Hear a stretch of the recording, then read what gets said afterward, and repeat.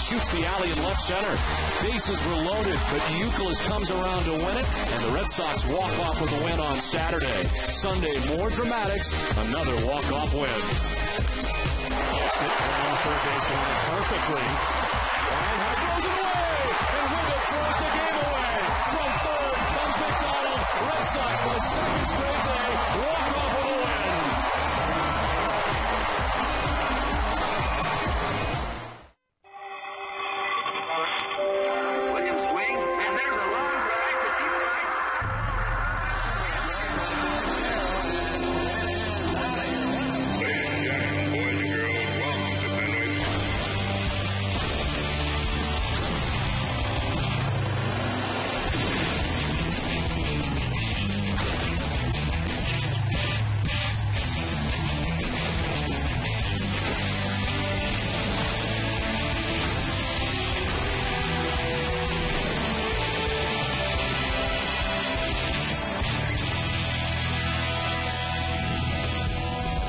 Welcome to Fenway Park. It's a beautiful night for baseball. It's game one of the four-game series between the Cleveland Indians and the Boston Red Sox.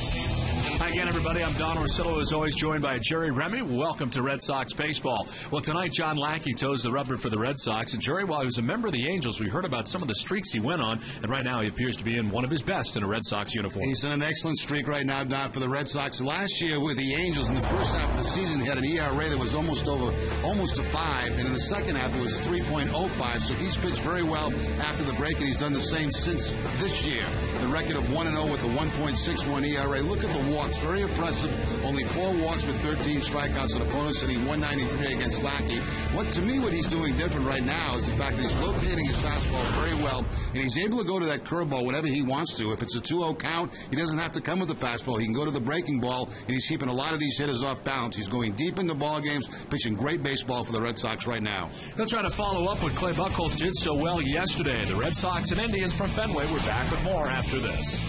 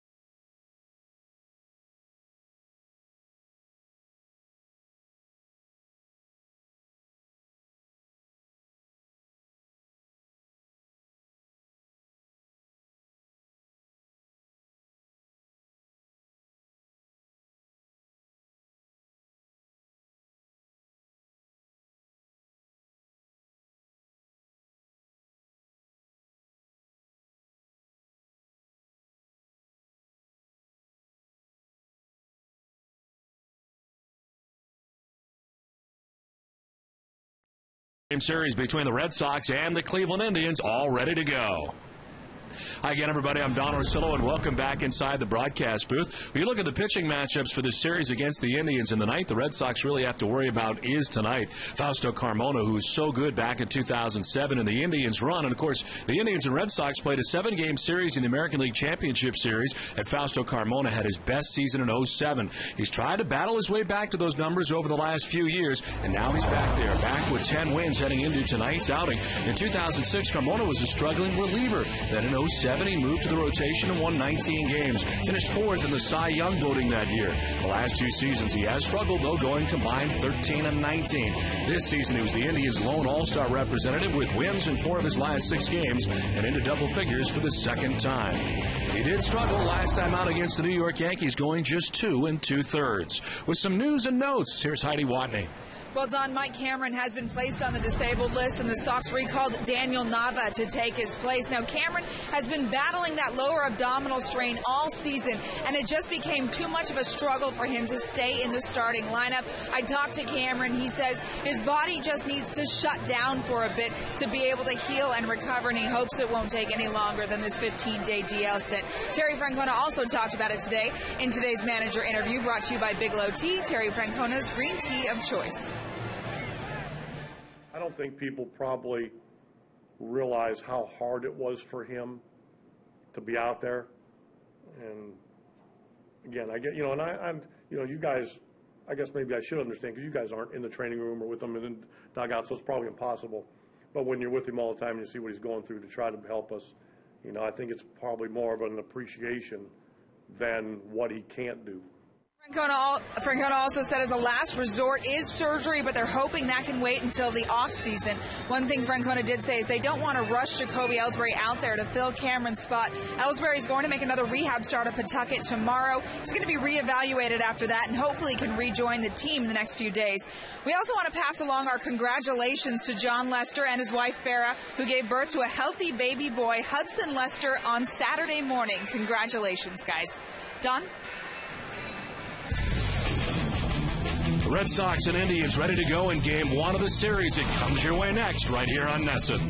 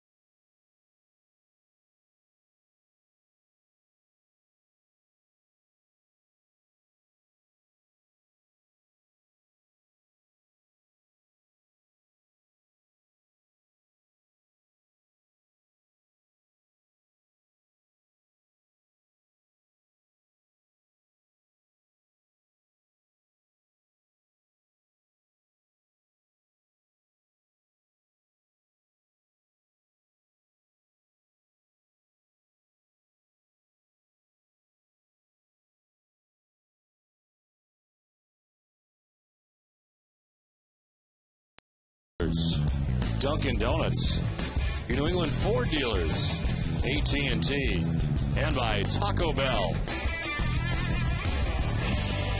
And welcome back to Fenway Park. John Lackey getting ready for Game 1 of this 4-game series. It is junior announcer night here at Fenway Park. Let's check out the Cleveland Indians starting 9. Thanks, Don. Hi, I'm Ben at Canton, Massachusetts. Leading off for the Indians is the center fielder, Mr. Trevor Crow. At shortstop, Asdrubal Cabrera. In right field, Sing-Soo Choo. The catcher, Carlos Santana. At first base, Mr. Matt Laporta. The DH, Jordan Brown. In left field, Charlie Duncan. The third baseman, Mr. Jason Nix. And batting 9, the second baseman, Jason Donald. Nice job, Ben, as John Lackey on the mound tonight for the Red Sox, his 22nd appearance of the year. Comes in at 10-5 with a 4.26 earned run average. Opponent's hitting at .283 against Lackey. Yes, he's ready to work. Trevor Crow quickly in on the left side, and the first pitch of the ball game misses for ball 1. It is Trevor Crow. There's Asdrubal Cabrera. And Shin-Soo Choo.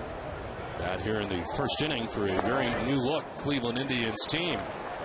There's the strike to Crow, and it's a ball and a strike. The center fielder for the Indians, sitting at .259, 2 homers. 25 runs batted in. There was no doubt at the trade deadline that the Indians were sellers, and sell they did. A much different-looking team for Manny Acton now. Very young team for Manny Acton, this Cleveland Indians team coming in. They have 8 rookies on the active roster. As the pitch misses, a very young Cleveland Indians team heading into this series. They traded 4 players in the last 5 days. They now just have 2 players on the active roster or DL over the age of 30. Travis Hafner is 33, the senior member of this Indians team now. This one sent foul down the left field line into the seats. Well, we talked about it over and over again in the open and the pregame show. This is a series where the Red Sox really have to take command before they head into New York. Take advantage of a club that is really struggling. 44-61 in the season.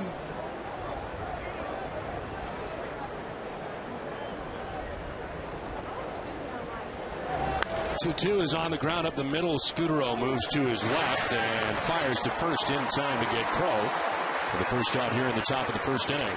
The Red Sox defense is brought to you by Verizon Wireless. They're 6th in the American League. It'll be Adrian Beltre at third base, Marco Scutaro the shortstop, Bill Hall at second, and Kevin Youkilis at first. Left to right, Brian Kalish, Eric Patterson, and J.D. Drew, and Victor Martinez doing the catching for John Lackey. 1 out in the first inning, and it brings up Asdrubal Cabrera, who was on the DL last time the Red Sox were in Cleveland. Of course, getting reunited with a former teammate of his, Victor Martinez. Kind of tapped him on the chest protectors who stood in, and a swing and a miss for strike 1. And Cabrera now playing shortstop for the Indians. When he broke in, he was playing second base with Johnny Peralta at shortstop. Chops this one down the line, and it is just foul. Only 4 guys in this lineup tonight have experience against John Lackey, and Cabrera is one of those. He's 1 for 4 in his career off Lackey.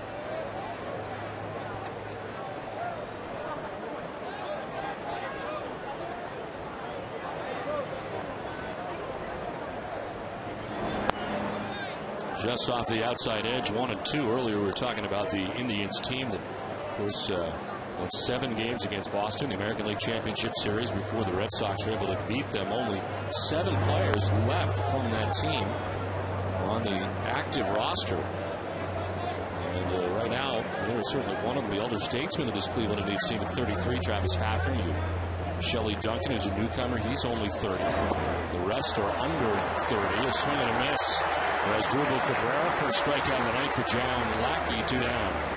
John Lackey goes to the curveball, which has been a very good pitch for him recently to pick up his first strikeout of the night.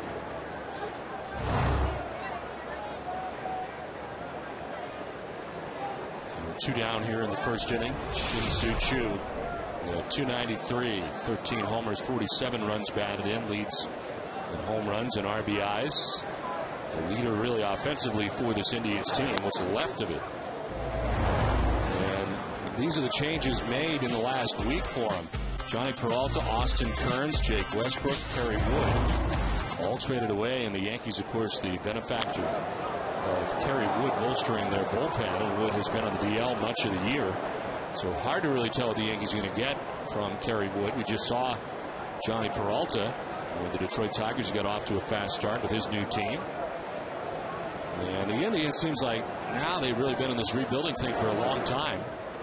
And will be for a while, it appears, with the changes that they have made moving forward. Manny Acta, the former manager of the Washington Nationals, worked with a young team there and will be working with a young team here in Cleveland. The manager after Eric Wedge. This one is chopped right side. Bill Hall at second base. John Lackey is a 1-2-3 first. The Red Sox are coming up.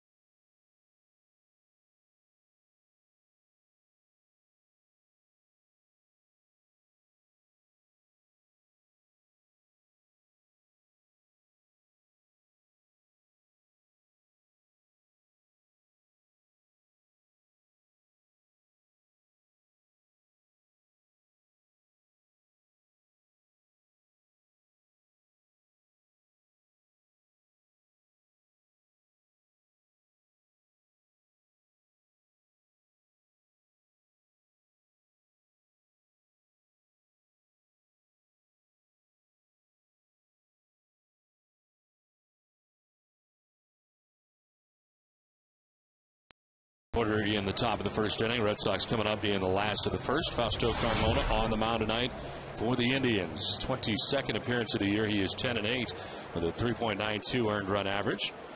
254 opponent batting average for Carmona. Into double figures in wins. And as we mentioned, he's fresh off a very difficult outing. 2 2/3 against New York. 10 hits, 7 runs. Prior to that, he had won 4 straight games. So trying to bounce back tonight against the Red Sox. Marco Scudero leading it off. And Scudero takes strike one. Marco at 283 to start the night, and part of our key matchup brought to you by New England Acura dealers. He's 10 for 21 against Carmona in his career with 3 doubles and a walk. It's on the corner and it's strike 2. 283, 7 homers, 35 runs batted in. So I remember talking to Eric Wedge back in 07 when Carmona was at his best. And at that time, he just couldn't throw anything straight, which was working out great for him. And for a while there, he'd really gone through some tough times in the pen. We mentioned 1-10 in the bullpen at one point. All of a sudden, figured it out in 07, wins 19 games, finishes 4th in the Cy Young Award voting. And then lost it again for a couple years. And seems to be getting back to where he was just a couple years ago. Well, it is junior announcer night here at Fenway Park. Let's check out the Red Sox starting lineup. Thanks, Don. Hi, I'm Louie of Canton, Massachusetts. Leading off for the Red Sox, the shortstop, Mr. Marco Scudero. In right field, J.D. Drew. The first baseman, Kevin Youkilis. The DH, DH, David Ortiz. The catcher, Mr. Victor Martinez. At third base, Adrian Beltre. The left fielder, Ryan Kalish. At second base, Mr. Bell Hall. And batting ninth, the center fielder, Eric Patterson. Nice job, Louie. Both of our junior announcers working tonight. We're generous donators to Tim Wakefield and Jason Veritek's fine off-the-field work in their community efforts. And a happy birthday goes out to Tim Wakefield tonight. He is 44 years of age today. J.D. Drew bats with one out. There's Tim enjoying his birthday out there with Manny Del Carmen. Flipping some sunflower seeds early.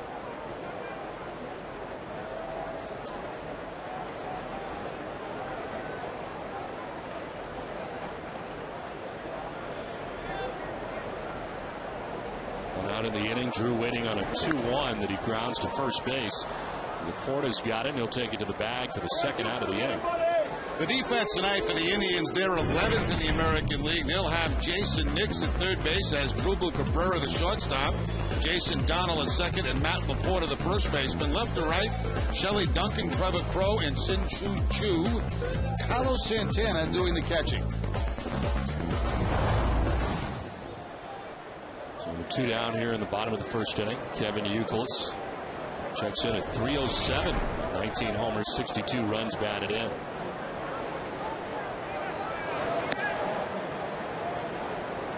Not to make Tim Wakefield feel old, but in the Indians' notes tonight, they have listed the fact that it's his birthday and that he's 44. He's now nearly 11 years older than anyone on the Cleveland Indians roster. And nearly 22 years older than their youngest player, Jimar Gonzalez, who's on the line. Well, if I was Tim Wakefield, I would take that as a tremendous compliment. It certainly should be. And when he next appears, he'll join Carl Yastrzemski. He's the only player in Red Sox history to appear in a game at age 44 or older. So it is a tremendous accomplishment. Yaz was 44 years old, 41 days old. His last game on October 2nd of 1983. This is softly lined to short. Cabrera's there. It's a 1-2-3 first and a scoreless first inning from Fenway.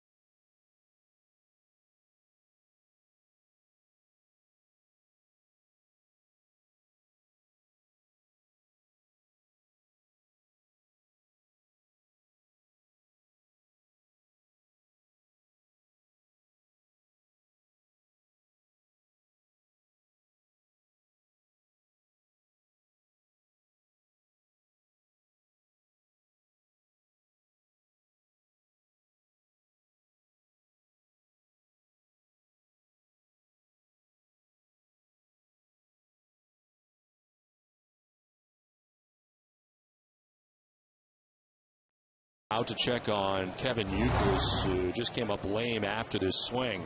There's a fastball running back in his hands, and then he had a problem with his right hand on the way down to first base. And that's what they were out to check between innings.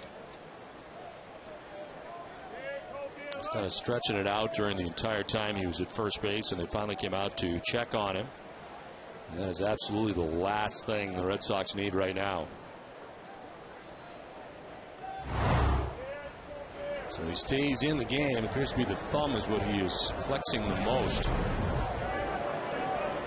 Carlos Santana to lead it off for the Indians. Takes strike one. Santana 265 to start the night. 6 home runs, 22 runs batted in.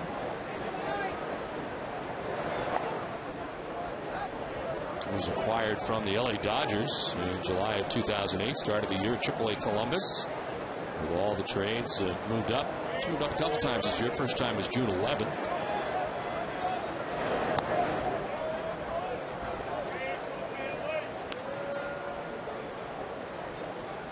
Santana 315 on the road, 4 home runs.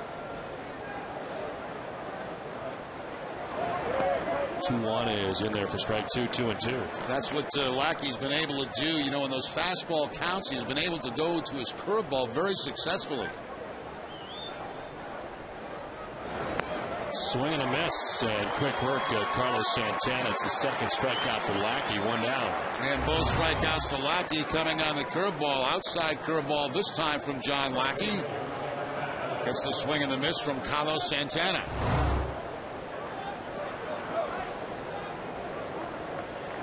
One out in the second inning for Matt Laporta. 249 with 5 home runs and 23 runs batted in for Laporta. Began the year with the Indians, first 35 games of the year, and then was optioned out to Columbus. He was hitting at 362 before being called back up again on June the 27th. And he's hit at 284 since then in his second stint with Cleveland. Jackson out towards deep left center field, back towards the wall, and it's high off the wall. Karen played by Patterson, who gets it back in quickly, but Laporta with a wall ball double that nearly got out of Fenway Park. Yeah, Matt Laporta almost had number 6 on the season. 5 home runs coming into the game and just missed going out of Fenway Park. Gets the fastball inside from John Lackey and hooks it up to the top of that left field wall. Boy, that didn't miss by very much at all. Played on the bounce out there by Patterson, but Laporta in scoring position at second base. Well, he loves the road. He's hitting at 85 points better away from Progressive Field in Cleveland than he is on the road, and continues to keep that going. Here's Jordan Brown, who's 0 for 4 since joining the Indians, the DH.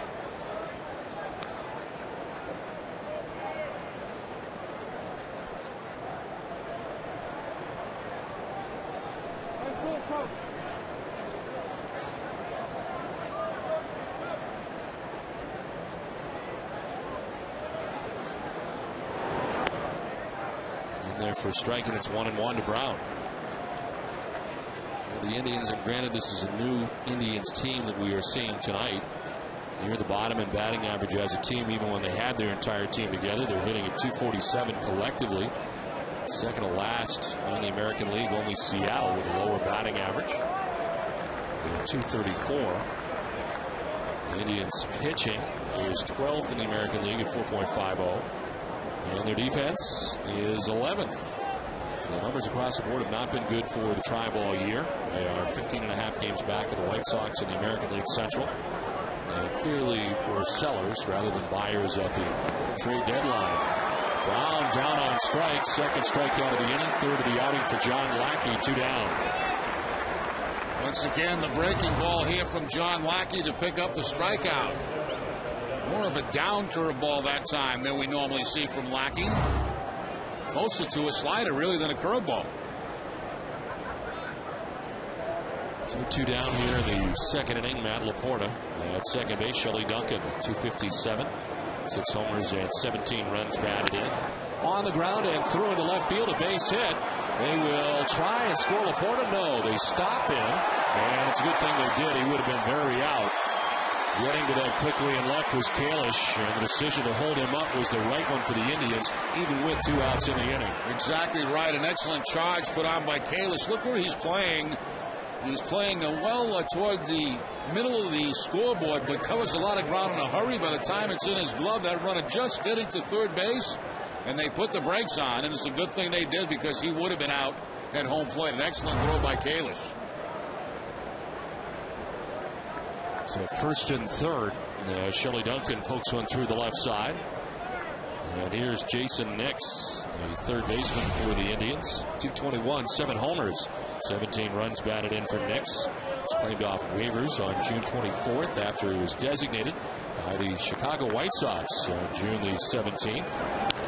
On the ground to shortstop. Scudero's got it. He'll flip to second for the force out. He gets Lackey out of the jam in the second inning. Inning and a half done. No score from the Pens.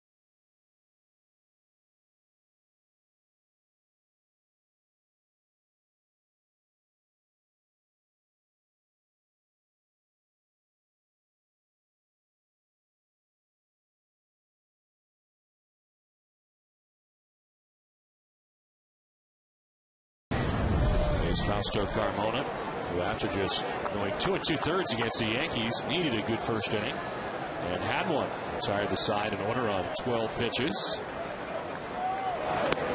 And it is a strike over the outside corner to Big Papi. He talked about movement on the fastball, quite a bit of movement on that last fastball to David Ortiz going away from him. Sure, that has been the issue for Carmona in his career. It's just kind of harnessing it. I know you don't want to throw it straight. You want to have movement. But for him, he just had too much. Maybe aim for the middle of the plate, let it go where it wants, right? That was the idea. But a lot of times it just didn't work out. It ended up wild. The walk numbers over the years very high. But if he can harness it, he can be outstanding. And that's what they found out in 07 with the 19 wins. Combination of Carmona and CC Sabathia looked like they had it wrapped up, and the Red Sox were not going to move on. But that series turned around in a hurry. There's the changeup from Carmona. You'll see the fastball, you'll see the slider, and also the changeup. Changeup at 86 miles an hour here to Big Papi, and he fouls it off left field side.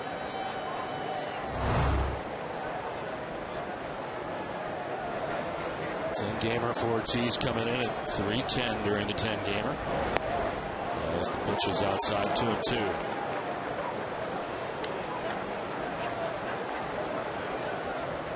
Against the Red Sox, he's averaged 5.9 walks per 9 innings. So he's walked his fair share of Red Sox.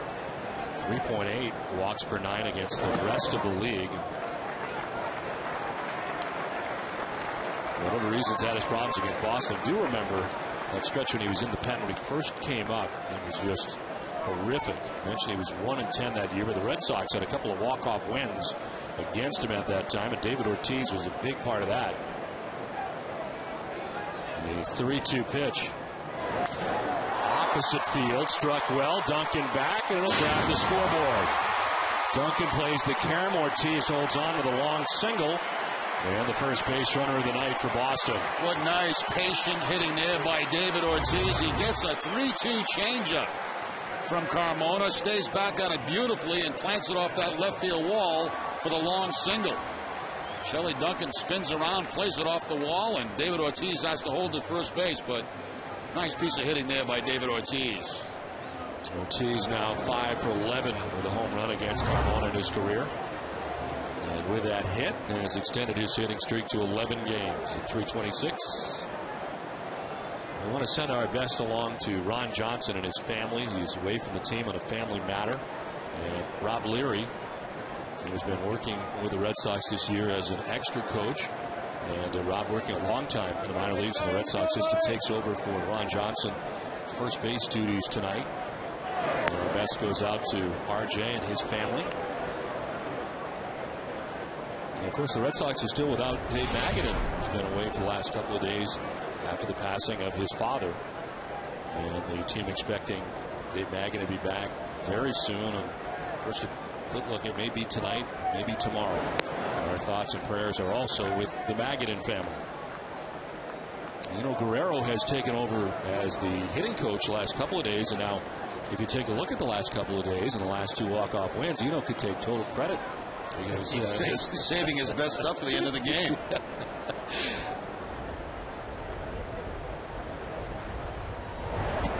I got to tell you, Eno sits behind me on the charter, and I have never seen anybody sleep as quickly. Eno can sleep like that. You get on the plane, and like the doors aren't even closed yet. Eno's out. Gone. That's a good thing. That's a good trait. For somebody who doesn't sleep very well like myself, I mean, Eno looks like he's ready to fall asleep right now, as a matter of fact. But, I mean, it's incredible. 2-1 is to first base and through Laporta. Into right field as Ortiz will try for third. Throw will go that way, but it won't be in time. Looks like a playable ball for Laporta at first base. It gets through him, and all of a sudden it's first and third. And that's only going to be the second error of the season on Laporta. It looked like this might have been one of those 3-6-3 double plays. He plays it off to his left, and it gets by him, and it allows Big Papi to go all the way to third base. He just came up too soon on that ball, trying to rush the double play.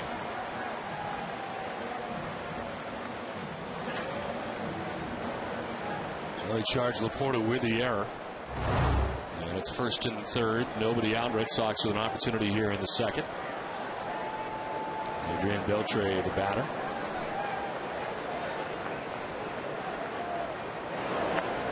In all seriousness about Guerrero, Terry Francona was talking about it before the game. One of the most well-liked coaches on the staff, no doubt about it. And, you think about it, Eno's been here for a long time now.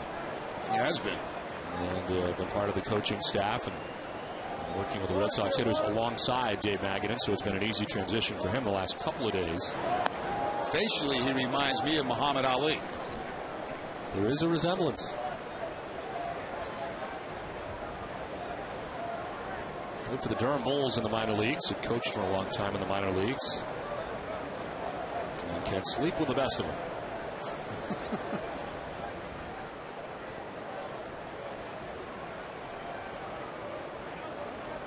I'll tell you, when I was younger, I couldn't sleep like on a bus or a plane or anything. I can't sleep anywhere. I can go off anywhere now. Really? Oh, it's amazing. To right field, sending Chu back. Leaping at the end to make the grab, plenty deep enough for Big Papi to tag it up and bring it homeward for the game's first run. Adrian Beltre sending one to deep right. A nice catch by Chu. The Red Sox take a 1-0 lead on Beltre's 67th RBI of the year. And it took a heck of a play here by Shin-Soo Chu to take extra bases away from Adrian Beltre. He's good fighting the birds out there, the pigeons, whatever they are, and still able to make the play. Beltre gets the job done by getting the run home. The Red Sox have the 1-0 lead. One out, Victor Martinez at first base. And a strike call to Ryan Kalish, getting the start in left field.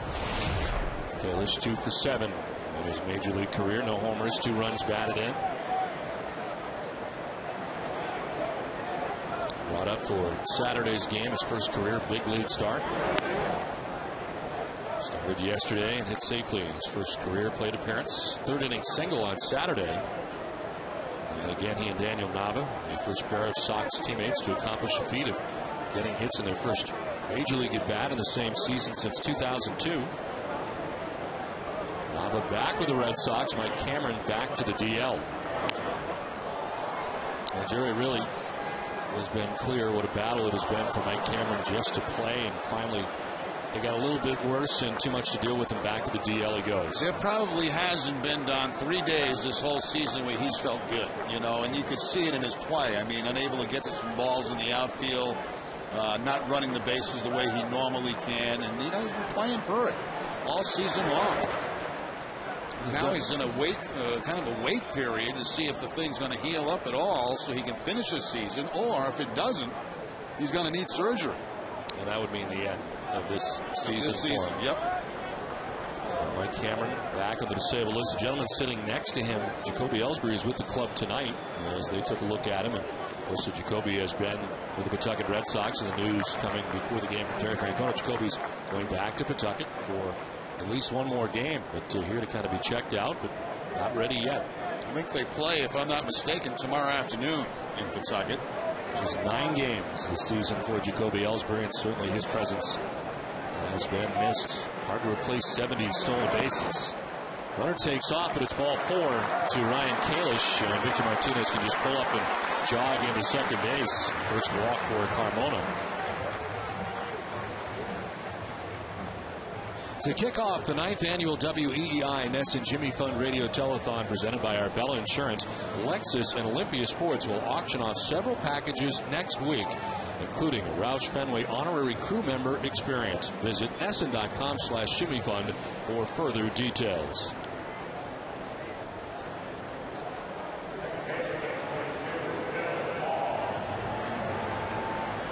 Jerry, you are correct. The Paw Sox are playing the noon game tomorrow, 12:05. Take on the Durham Bulls. 2 on, 1 out for Bill Hall. It's at .235, 11 home runs, 29 runs batted in.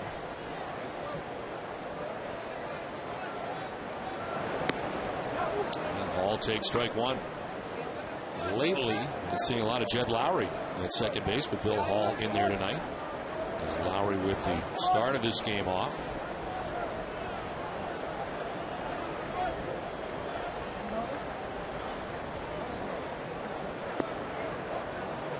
Strike, and it's 0-2 to Hall.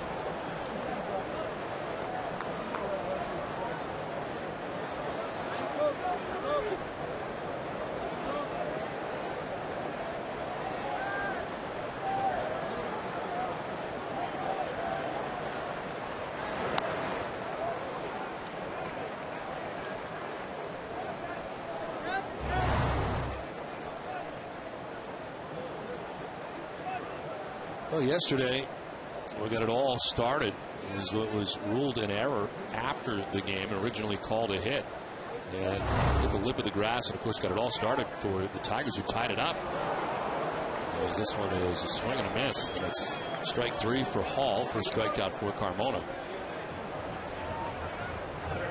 I didn't realize they had switched that from a base hit to an error. They just happened today. I think there's a 24-hour period where they can make a change in a scoring rule if it's appealed right after the game. To me, it looked like a hit. It was a base hit. I thought it was a base hit. It changed direction on. Hit the lip of the grass, and there wasn't much you could do about it. This one was fouled off to the left.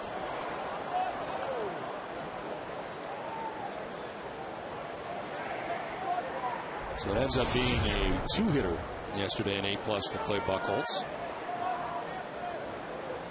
He really did pitch marvelously, and that changed in a hurry yesterday. How about you in the big words tonight? What did I just drop? I don't even remember. Marvelously. Is it even a word? Yeah. Is it? Did I use it right in a sentence? Oh yeah, it's pretty flashy. You even said it right.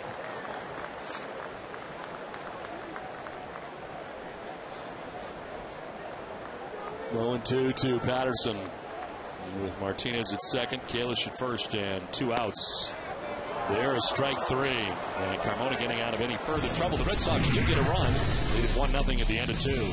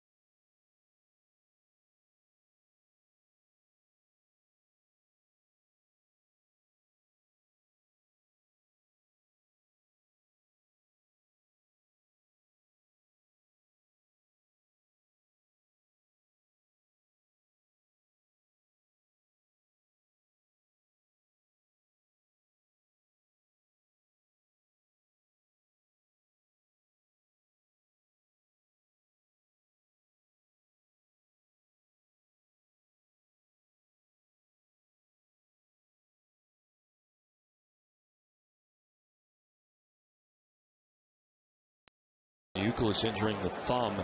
It is Victor Martinez now moving from catcher to first, and doing the catching is Kevin Cash.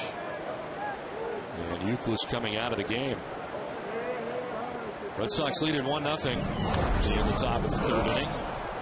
And this was when the injury occurred, back in the 1st inning on a soft line drive to short. Now, what we don't know if his hand was hurting him prior to that swing right there, but there's no question he was in tremendous pain going down the line after making contact on that inside fastball. Continued to stretch it out and stay in during the inning defensively. Victor Martinez at first base. It is his 3rd game this season at first. 23 total with the Red Sox last year after the trade. Jason Donald fouls the pitch off, and it's still 2-2. 9-1-2 in the inning. For the Indians, who down trail 1-0.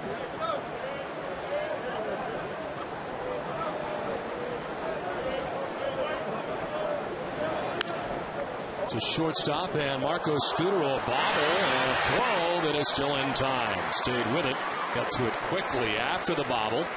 And gets Jason Donald for the first out of the inning. It's always helpful as an infielder when you can see the bobble, when you can see it in front of you, you go down and pick it up, and you know you still have a chance at first base. When they deflect to your right or your left, then you got problems. Fortunately for Scutaro, that ball ended up in front of him, just had to reach down, pick it up, and throw to first for the out. 1 out here in the 3rd inning for Trevor Crow. The center fielder bounced to short first time up, 0 for 1.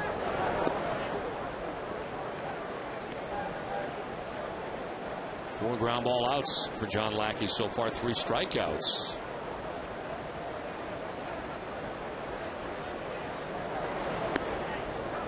Well, it's strike 2, 0-2. Lackey coming in at 10-5 with a 4.26 earned run average. His 22nd start in the Red Sox uniform.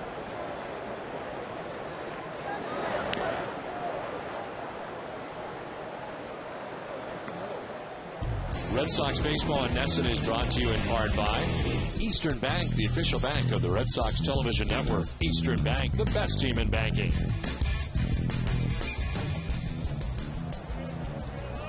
One out here in the visiting half of the third inning. Breaking ball, grounded foul outside of first.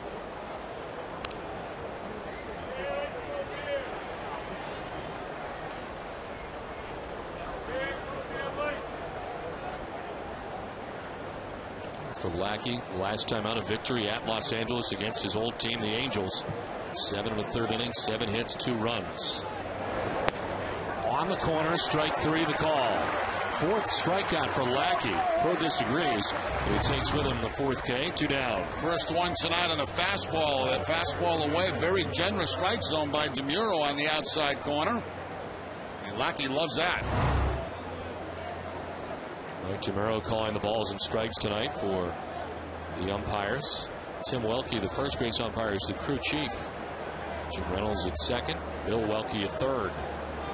2 outs in the third as Drupal Cabrera takes strike 1. Seems like Lackey has been ahead of virtually everybody tonight.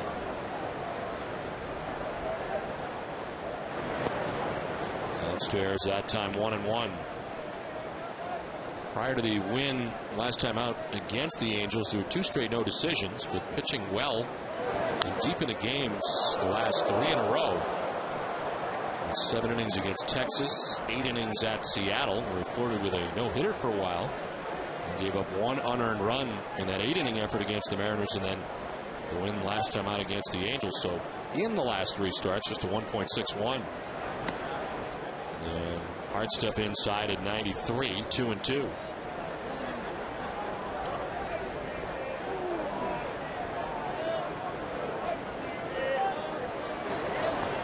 Breaking ball in the dirt. It goes around for strike 3. 5 Ks for Lackey. We played 2.5. 1-0 Boston.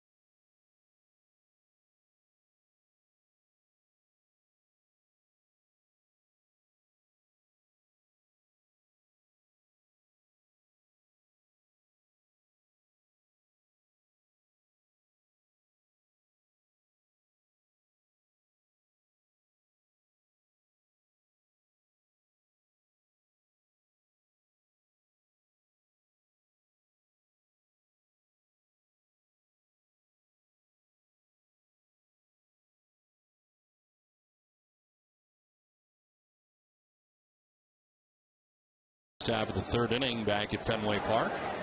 Fausto Carmona about to throw his 40th pitch of the ball game here to begin things in the third. And it is strike 1 to Marco Scutaro. Rounded out to shortstop in the first inning.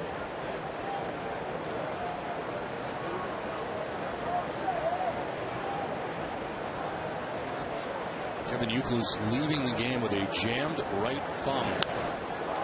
This is sent down the right field line to the corner, and it'll fall fair. Chu gets it quickly back into second base, but not before Scutaro's got himself a double. There is no foul ground down that right field line, and it drops in on the warning track. And Scutaro's got himself a double. Now, Scudero came into the ball game tonight as a .476 hitter against Fausto Carmona. And here he drops one right in fair territory, right up against that pole down there in right field, and extends his hitting streak now to 7 games. Safe at second, safe and secure, New York life.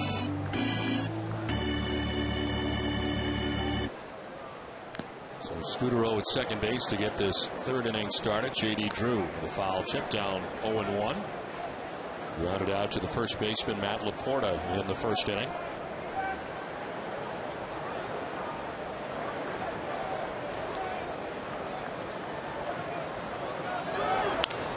Right side, well done. Donald at second base throws out Drew, but he gets the runner to move along. 1 out in the inning as we check in with Heidi. Well, Don, as you and Jerry mentioned, Fausto Carmona is one of the bright spots on this dismantled Indians roster. He's got a 3.92 ERA this season. I talked to his former catcher, Victor Martinez, and asked him for a scouting report on Carmona. What makes Fausto Carmona so good is that, he's an aggressive pitcher. He uses his sinker a lot, and I think that's his best pitch. His sinker, and he's able to mix it with a slider and a nice changeup too. He got a good change, so that's what makes him tough. I mean, he doesn't really care. He just goes right at you and let his pitches work. Carmona had his 3-game win streak snapped in his last outing. It was against the Yankees. He gave up 7 runs in 2 2/3 innings. He did make a start earlier this year against the Red Sox, giving up 3 runs, 2 of them earned, in 6 innings in a 4-1 loss for the Indians. Don? All right, Heidi, thank you very much. Red Sox got to him for a run in the second inning, and now challenging for more infield in for the Indians all the way around. Kevin Cash to left field. Shelley Duncan coming in to make the catch. As Scudero will tag and try it. Throw to the plate. He will be out at the plate. Thrown out to end the inning as Marco Scudero wraps up the third. It's 1-0 Boston.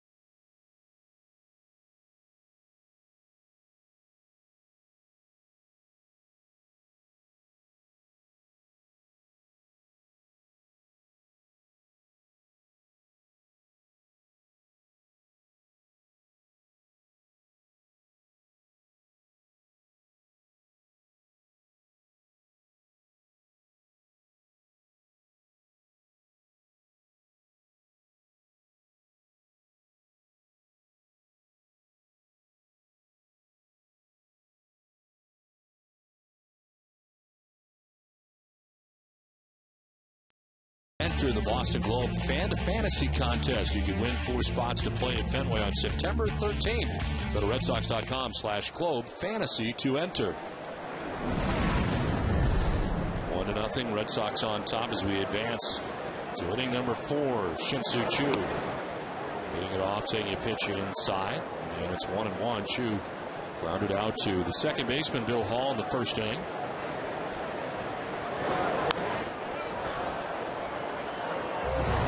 Kind of a strange play to end last inning. It looked like Scudero was just trying to draw a throw and then decided to go on his own. He took a peek back and decided to keep going and was out by quite a distance at home plate. The way it started when he tagged up, it's almost like he was just going to try to draw a throw to home, then continued on. Shelley Duncan throwing him out. And Duncan, that's his 5th assist of the season. 2 strikes out, and Lackey ringing up the K's. That's 6 strikeouts for John Lackey. The Lackey's high in the season is 7, already with 6 as he goes back to the breaking ball right here. The curveball to pick up the strikeout against Chu.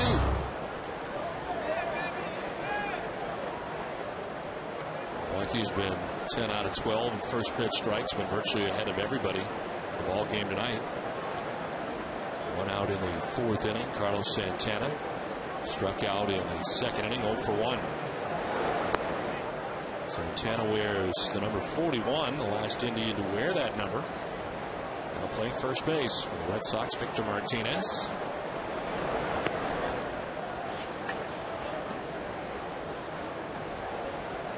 Victor Wardwell in his time as a member of the Cleveland Indians. Wears it here for the Red Sox.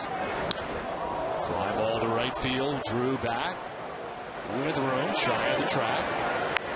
2 down. 79 cents is all it costs for refreshment when you visit the Chill Zone at Cumberland Farms.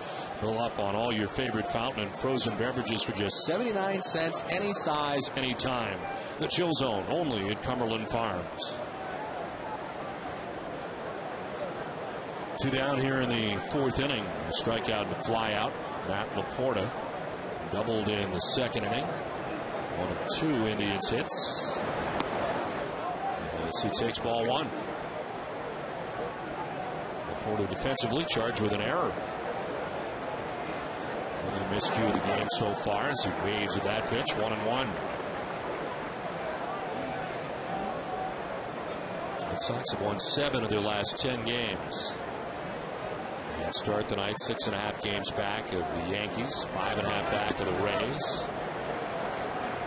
Tonight it is New York hosting the Toronto Blue Jays, and the Yankees have a 2-1 lead over the Blue Jays in the 3rd. While Tampa Bay has got a 1-0 advantage over Minnesota in the 4th. Laporta has got a base hit through the left side. And breaks up a string of 6 in a row retired by Lackey. 3rd hit for the Indians. It's time now for tonight's AT&T trivia question. Our question is, when was the last season the Indians finished last in their division? We'll have the answer for you a little bit later. They are currently last in the American League Central by a full game in behind the Kansas City Royals at the moment.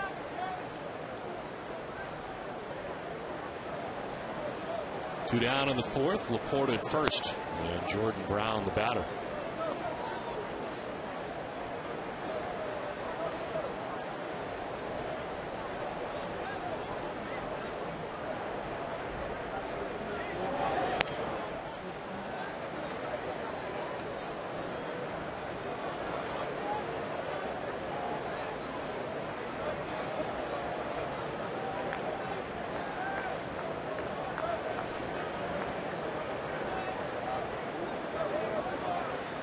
Behind. He hasn't been behind much tonight. His ground ball. That hop jumps up over Martinez and down the right field line. Laporta heading for 3rd base. Brown to 2nd base. Now it is hung up. And a fan reached over and grabbed it. So in the back. Yeah, they're going to put him back at 2nd and 3rd base. Fan interference called down that right field line. He'll be leaving.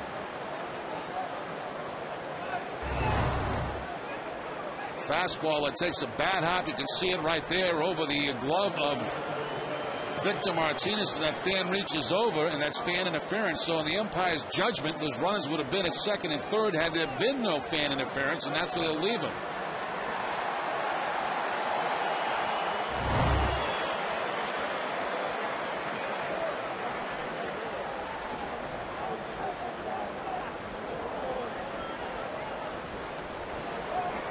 th pitch now for Lackey, trying to get out of a jam now. 2nd and 3rd, 2 outs. It was 1st and 3rd with 2 outs for the Indians. In the 2nd, they could not score. And Shelley Duncan, who just threw out Marco Scudo at the plate to end the bottom of the 3rd, has a chance to do some damage, but quickly down 0-2.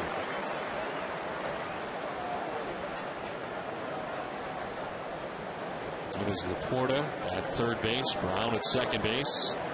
All this coming with 2 outs in the inning.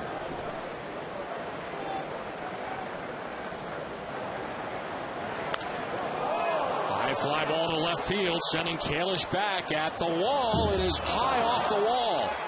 2 runs will score. To second base goes Duncan. He's got a 2-run double. And the Indians take a 2-1 lead. That one almost got out of the yard. All of this with 2 outs in the 4th inning. Duncan gets on top of a high fastball, I should say underneath a high fastball, and hits a high fly ball that just misses a home run. Wow, almost right off that red line. Hockey upset with himself as 2 runs come in with 2 outs here in the 4th inning.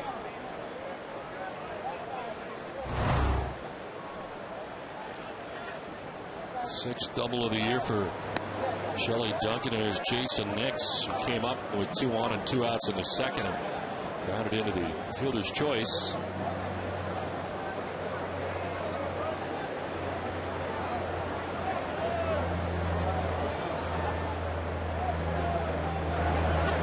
Swing and a miss, and it's 1-1 to Nix.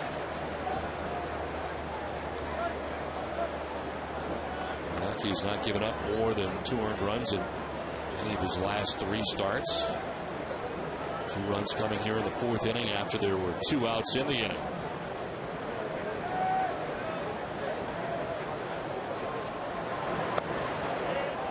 Two and one.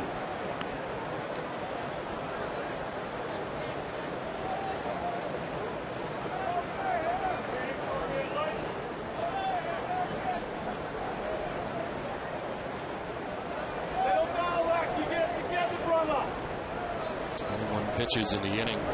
He's had to work hard in this inning as it continues.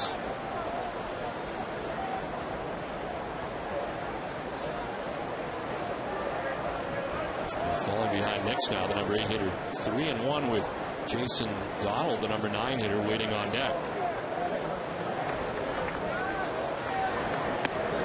That's a strike, and it's a full count. It's that curveball again from Lackey in the fastball count, the 3-1 count. He drops the hook on Nix and runs it now full.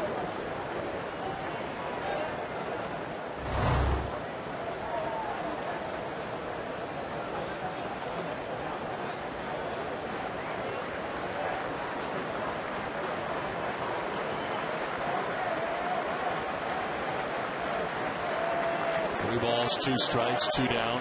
Shelley Duncan at second base. Ball 4. First walk of the night allowed by Lackey. And it's 1st and 2nd with 2 down. Red Sox fans, make your way to Fenway Park this August with the Summer Double Play Pass. Pair of great summer weekend games with a summer weeknight game at America's most beloved ballpark. Visit redsox.com/double play to get your packs today. John Farrell out for the first time to talk it over with his starter, John Lackey. He's run into some trouble here in the 4th inning, and the Indians have taken a 2-1 lead.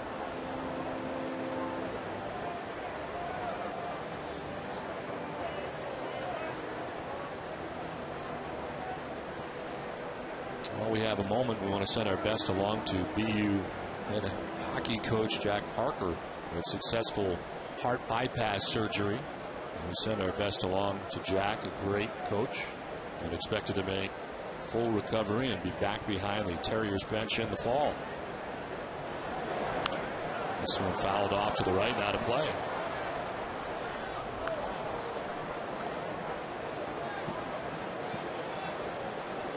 Jack is a huge Red Sox fan.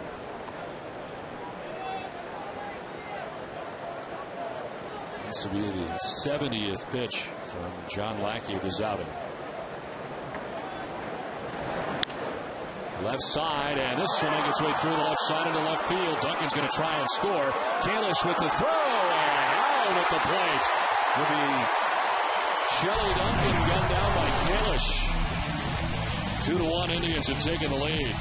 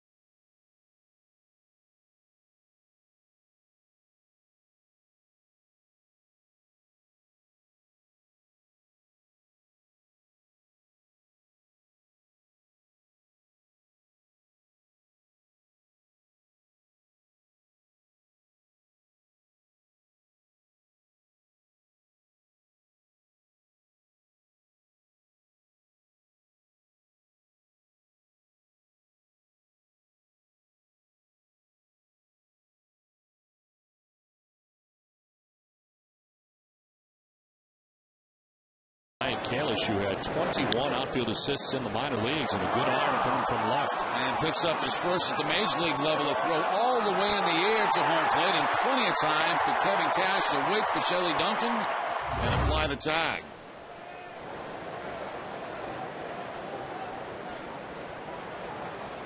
The Indians have taken the lead.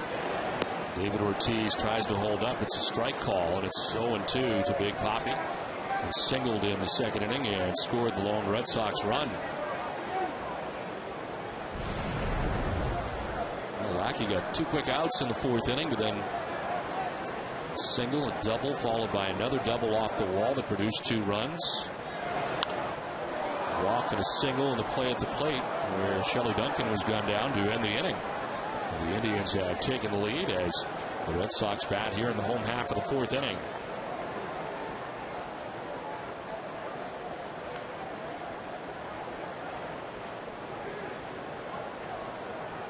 From the Cleveland Indian, Victor Martinez to bat next as Ortiz takes ball 1.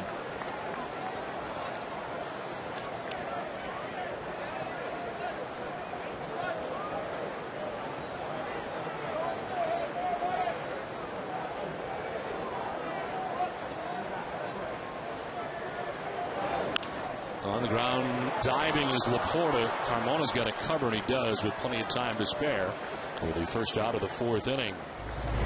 It's time out for tonight's Twisted but True fact. Last week, Nationals pitcher Miguel Batista was pressed into service when Steven Strasburg was scratched from the scheduled start. Batista, who was booed by the fans, stated, "Imagine coming to see Miss Universe and seeing Miss Iowa."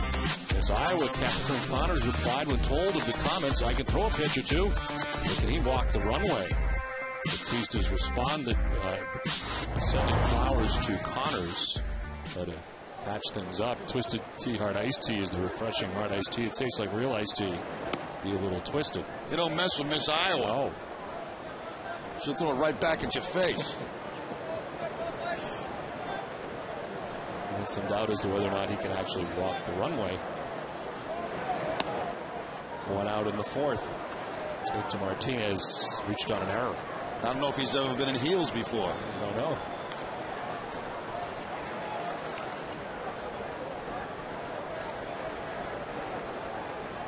Adrian Beltre on deck. Sox batting in the 4th. 2-1 Indians.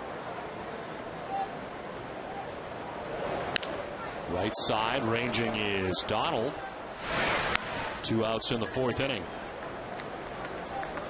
Couple of ground ball outs this inning. One on a breaking ball to Ortiz. One on a fastball to Victor Martinez. A couple of quick outs with Fausto Carmona.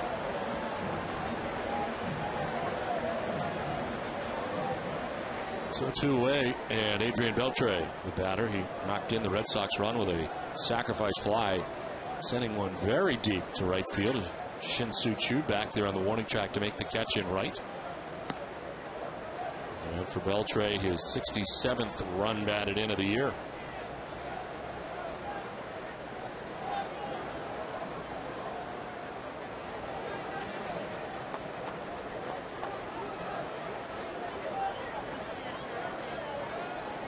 Beltre starting the night hitting at .333. He is now 5th in the American League in batting average. Josh Hamilton of the Texas Rangers setting the pace in the American League, hitting at .362. Well, we'll just buy him at 93 with good movement, and it's 0-2. That's a great example there. The type of movement that Carmona has on his fastball. That ball really burying back inside on Adrian Beltre.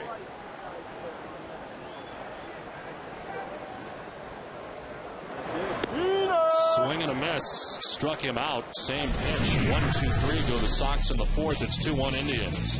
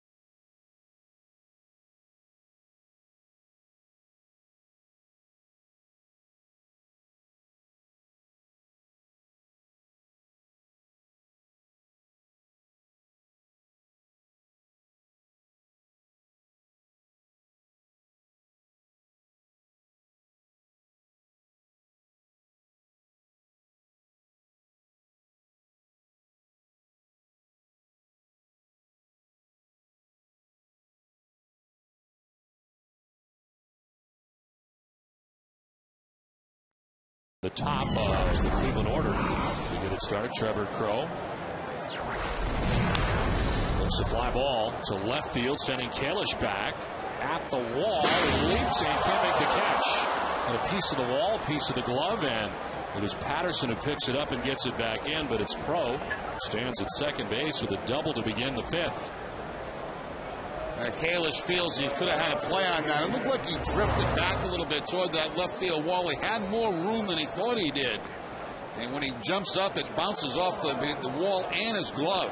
He had about 2 more steps to go, but see him reach for the wall, uncertain of where it is here in just a few games at Fenway Park.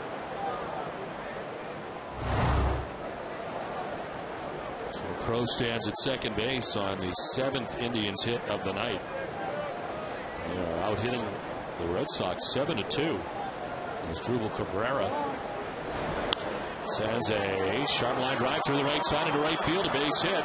Crow will be stopped at third. And it's a single for Cabrera. Back-to-back base hits for the Indians to begin the fifth.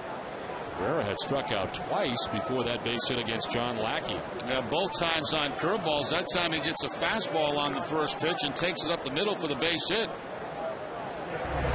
After 2 strikeouts, Cabrera wasn't going to wait around and get to 2 strikes again. Nobody out, no chance taken at third base as they hold up Trevor Crow.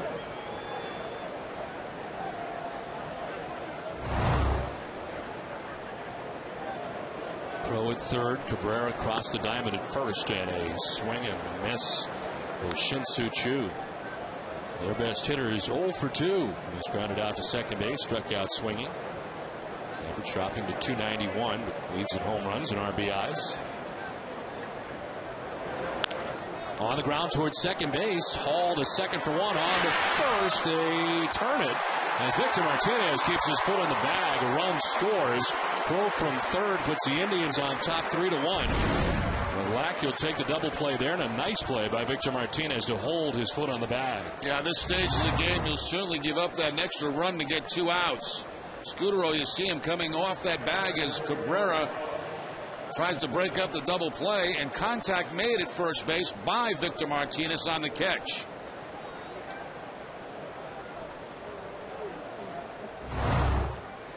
So 2 down, bases empty. Run in for the Indians, and it's strike 1 to Carlos Santana. He struck out swinging in the second inning, fly to right in the 4th inning.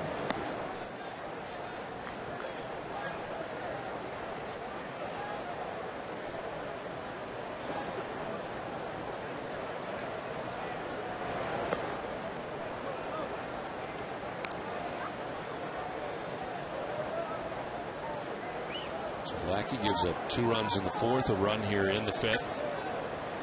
Indians, the last 2 innings, have 6 hits. A swing and a miss, 2-2. Prior to these 6 hits allowed, Lackey had struck out 6 batters for the first 3 and a third innings.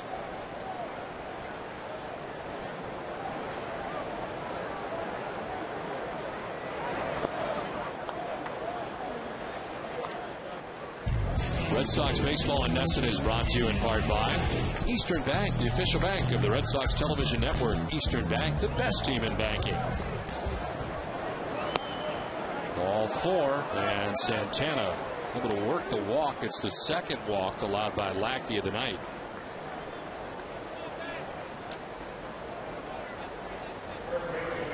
So 2 down. Santana at first, and Matt Laporta coming up. He's had a good night against John Lackey, a double and a single, and has scored a run.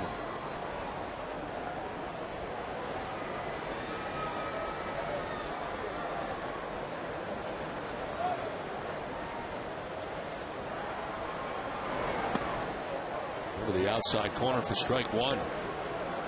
Well, the breakdown for Lackey has been pretty good here at Fenway Park, especially record-wise. He comes into tonight's start at Fenway in a Red Sox uniform this year at 7-2.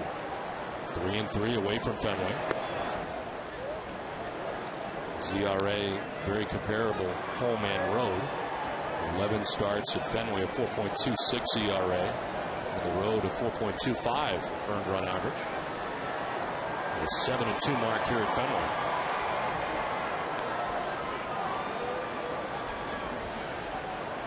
in his career against the Indians, the .500 record, 6-6 with a 3.71 earned run average.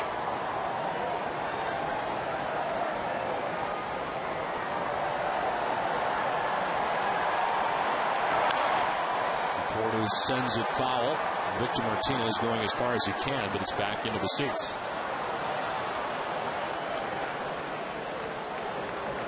In case you're just joining us, Victor Martinez replacing Kevin Youkilis at first base tonight. Youkilis jamming a thumb on a swing earlier in the ball game.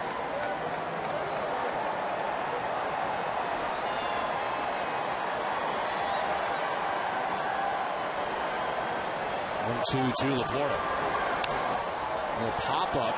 It is right side. Hall calling from second base and make the catch in fair ground. The Indians get another run, lead at 3-1.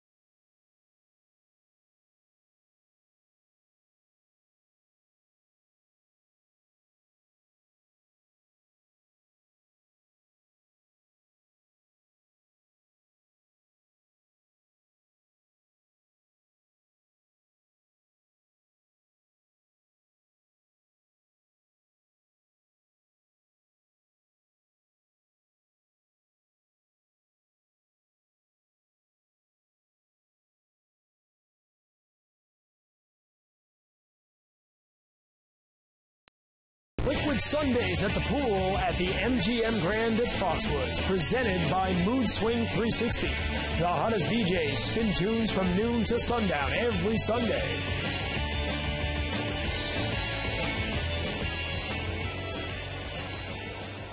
Three to 1, the Indians have the lead here at Fenway Park tonight. They get another run in the 5th inning. Solo run in the inning. Ryan Kalish, Bill Hall, Eric Patterson to bat in the inning for Boston. Fausto Carmona has allowed just 2 hits and a run through the first 4 innings. That's 3 strikeouts. Kalish walked in the 2nd inning. The only walk allowed by Carmona.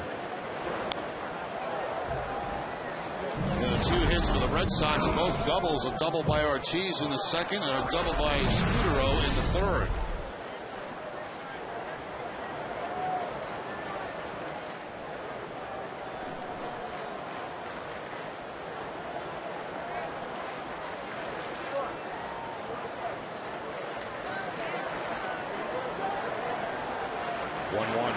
He is on the ground left side. Cabrera can't make the play.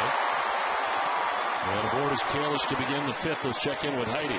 Well, Don, Ryan Kalish started the season with the team's AA affiliate in Portland. He was promoted to Pawtucket on June 1st, and Saturday got the call to the Bigs, albeit a late one.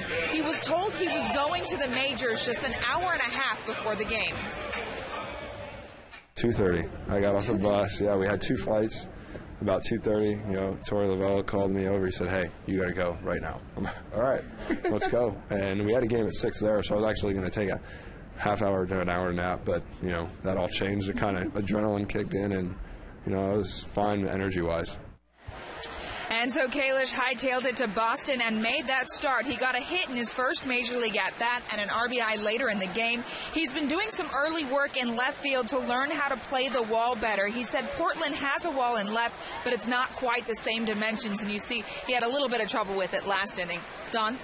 All righty, thank you very much. A whirlwind here for Ryan Kalish over the weekend, and we kind of wondering what the Red Sox would do at the trade deadline. All of a sudden, Ryan Kalish. Well, it's making a nice throw to home plate earlier in this ball game, all the way in the air to Kevin Cash to get Shelley Duncan. Picks up his first Major League assist.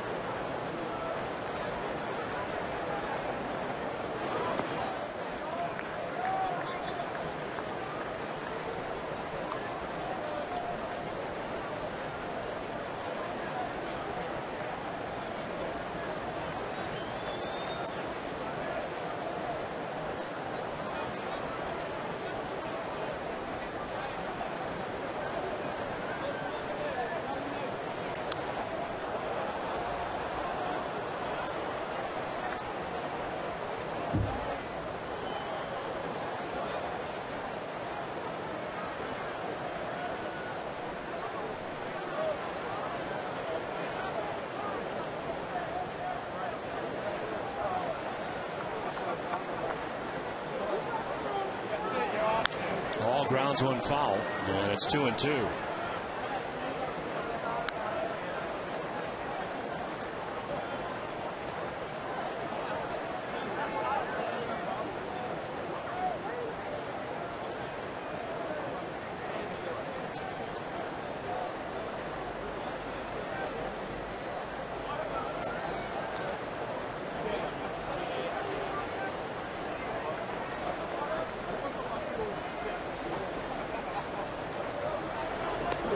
Outside, and lunging after that was Carlos Santana. Right out of the crouch to save that one and keep Kalish at first base. Carmona tries to snap off a slider here that Santana makes a pretty nice play on. Reaching way to his right to keep that going to the backstop.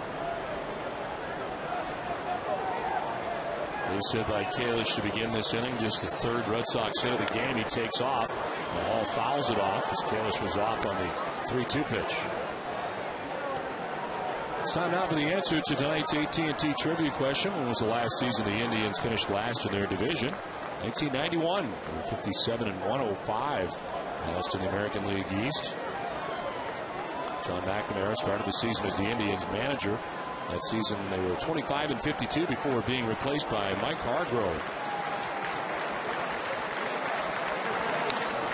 And after that, they went on a pretty good run as Kalish got to come on back on another foul ball. It was just 4 seasons after that when Mike Hargrove and the Indians began their run of 5 straight American League Central titles. So they turned it around in a hurry. The lowest the Indians have finished in the American League Central is 4th. And they've done that 3 times. Last season, 2003 and 2006, and in jeopardy this year, finishing last in the AL Central, especially with all the moves they have made at the deadline. Fly ball to deep left for Hall. It's back and off the wall. Kalish should be stopped at third. Hall will stop at first. It's a long single to left, and it's first and third with nobody out. Hall kept getting fastballs on that 3-2 count. There's that moving fastball back inside, right into the power, really, of Bill Hall. And he hesitates at home plate. He thought maybe he had a home run, but it was only about halfway up the wall. The Red Sox have runners at first and third with nobody out.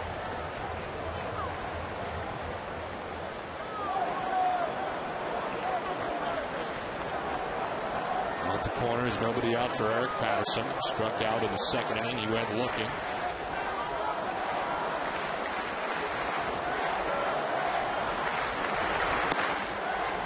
And strike one and the high strike to Patterson.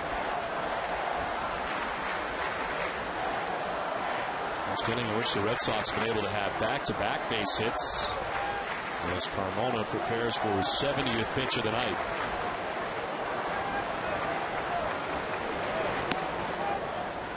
It's ball one.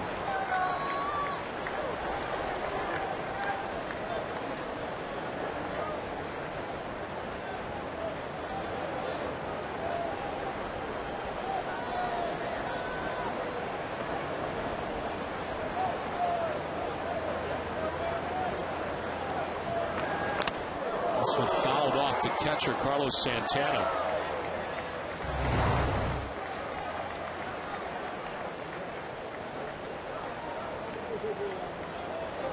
Jarring that mask right off the face of Santana.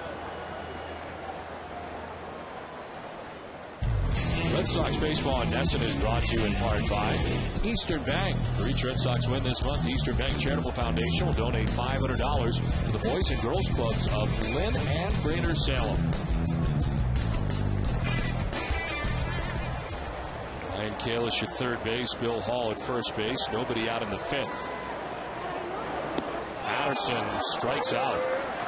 Swing and a miss. Fourth K for Carmona. He needed that, and there's one out in the fifth. That's a slider, but it really acts more like a cut fastball. It's not a real big break to that slider, but good enough to pick up the strikeout that time against Patterson.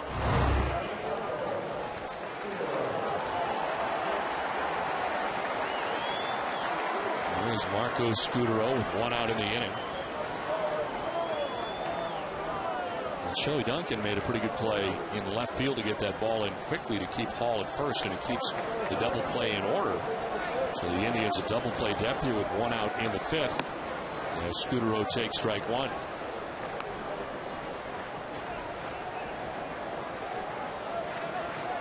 Marco with a 7-game hitting streak, had a double back in the third inning to extend it.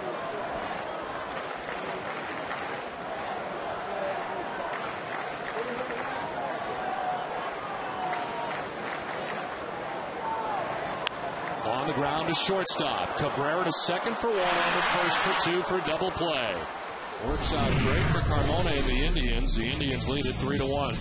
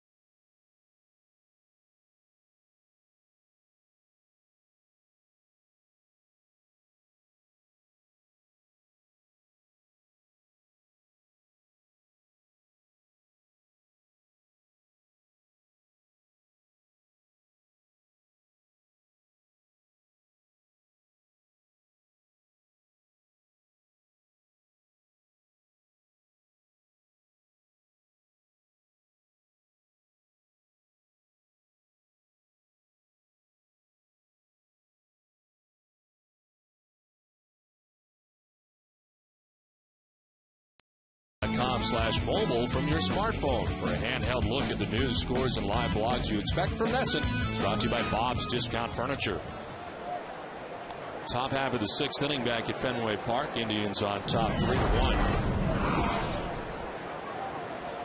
Jordan Brown leading it off for the Indians as John Lackey works into the sixth inning. Brown has struck out and doubled, and scored the second Indians run.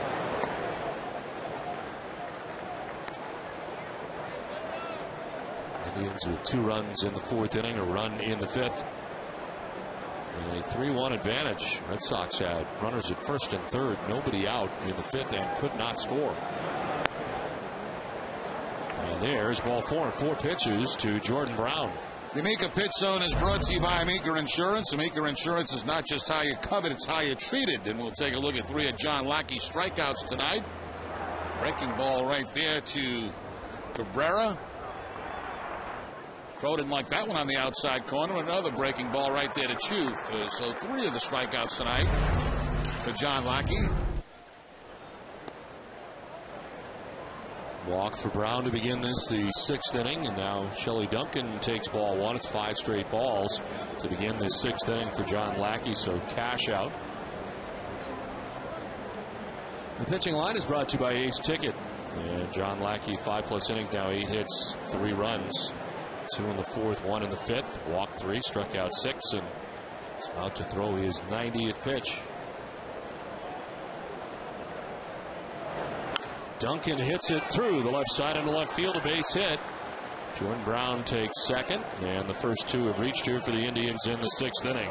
Well, Duncan's had quite a night. A single, a double to drive in 2 runs, and now a single with the man at first base.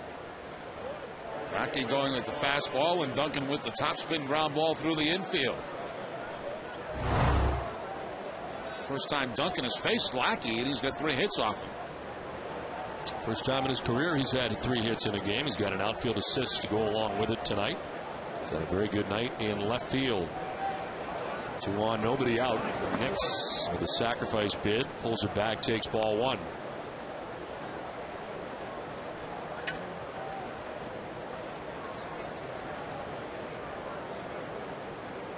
Cleveland is 12th in runs in the American League heading into tonight's action. So runs have not been coming in bunches for them. They're looking for as many as they can get here right now. The sacrifice bid is up by his chin. He needs to back out of the way. 2-0. Scoring around in that bunting position, but look out. Here comes the fastball up near the face. See if they switch off on the 2-0 count or stay with the bunt. First action of the pen tonight, Manny Del Carmen.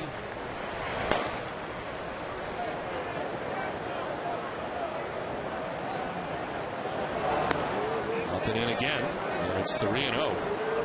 Lackey was virtually ahead of everybody through the first 4 innings, but that category's changed a lot lately. Walked Brown on 4 pitches to begin the 6th inning, got behind Duncan before the base hit. And now behind Jason Nixon, who's trying to bunt, or at least was. 3-0. Taking, and he takes strike 1.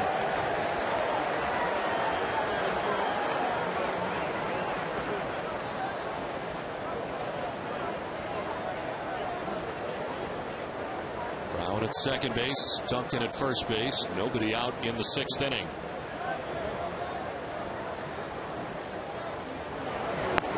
Ball 4, second walk of the inning, 4th of the outing for Lackey, and the Indians have him loaded with nobody out here in the 6th inning.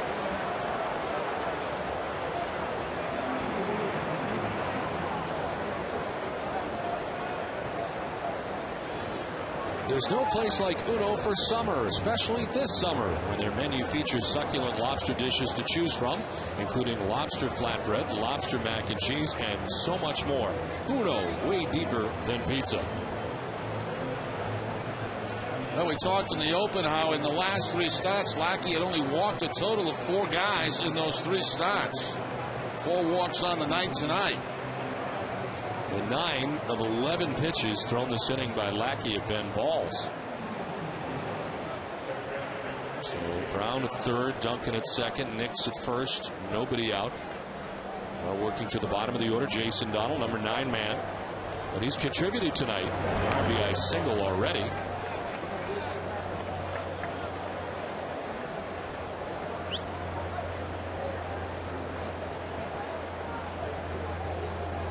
Field in for Boston as a swing and a miss, 1-1. Lackey back to the breaking ball to get the count even at 1-1. They're in at the corners. Double play depth in the middle of the Red Sox infield, the outfield straight away.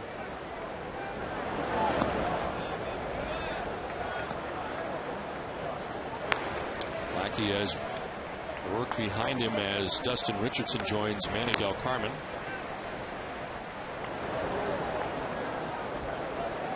Speed up, guys, speed up. Speed up there, speed up.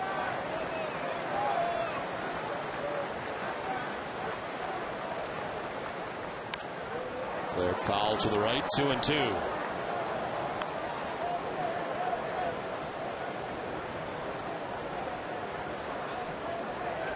Donald started the year. AAA Columbus hitting at .277. He's called up on May 18th, made his Major League debut that day. In the dirt, knocked down by Cash. And it is now a full count with the bases loaded, nobody out. Cash again kind of swiping this ball back toward Lackey. Covers up the hole with the glove and just kind of pushes it out toward the pitcher's mound. Even 100 right now for Lackey. Nobody out in the 6th. Donald pops it up, and then they'll get back and out of play.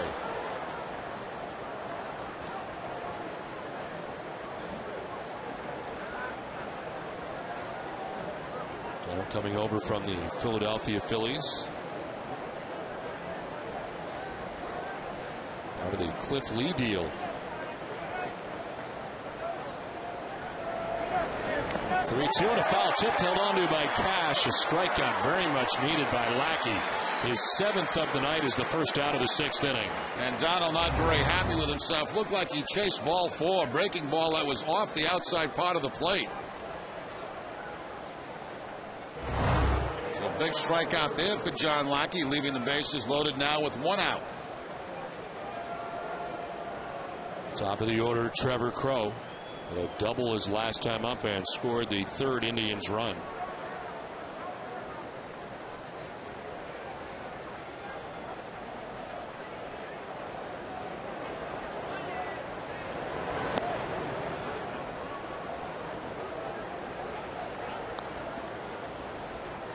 He's 2 for 5 this year in this category. 4 for 11 in his career.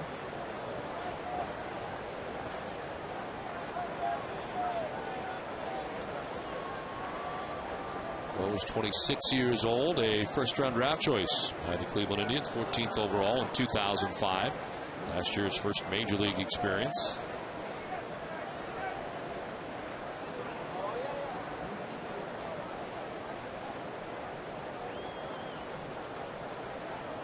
Bases filled with Indians, 1 out in the 6th inning. And Lackey and Cash going back and forth.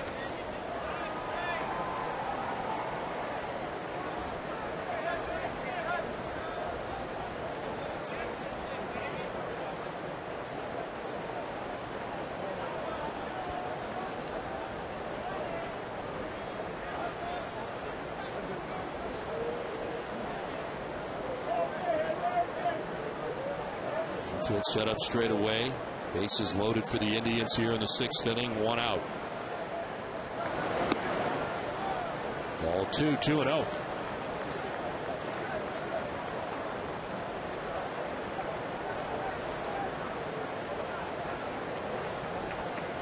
Down at 3rd, Duncan at 2nd, Nix at 1st. 1 out.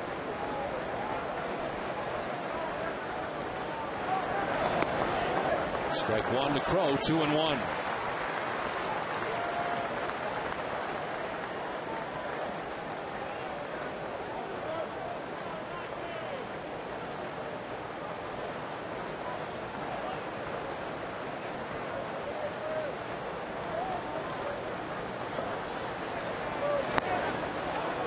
Ball 3, 3-1.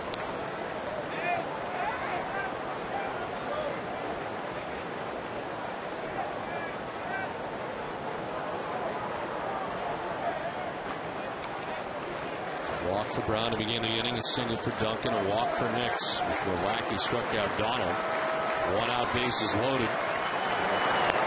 And a walk for Crow that'll bring in the 4th Indians run of the night. From 3rd comes Brown. 3 walks in the inning allowed by John Lackey, who's in a conversation with home plate umpire Mike DeMuro. I thought that was a strike. Instead, the Indians have a 4-1 lead. That was a strike earlier in the ball game for John Lackey. Take a look in the Amica pitch zone. It's going to show it's just outside, but remember early in the ball game, that was a strike. So the strike zone has changed a little bit. Mike DeMuro still talking back in that direction. 4-1 Indians.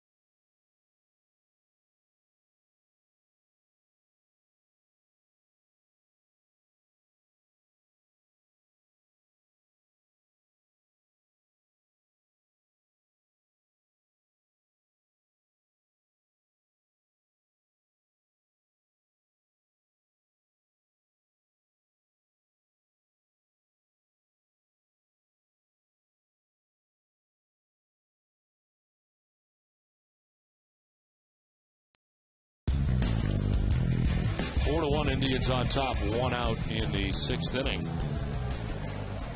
Well, I mentioned early in the ball game how the pitch was a strike. You see Cash setting up outside, and he gets the call on the outside part of the plate. That's earlier in the ball game. When he needs it with the bases loaded, he's not going to get it. Pitch at about the same location, but this time not called a strike. So when he really needed it, he didn't get it. Bases loaded, 1 out in the inning. A run in for the Indians as Drupal Cabrera, the batter, is swinging away and sending one foul.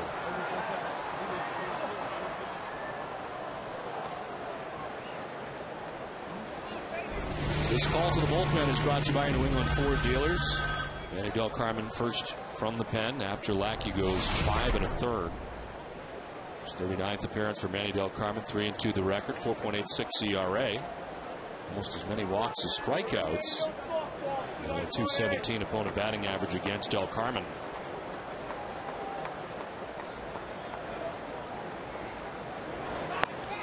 Throw to third as they try to pick him off, and just getting back is Shelley Duncan. Predetermined play, and Duncan's able to get back. Pickoff play there executed between Cash and Adrian Beltre. You see Beltre heading toward third base. The throw, but not quite in time. And back on the bag before the tag. It's on the backside.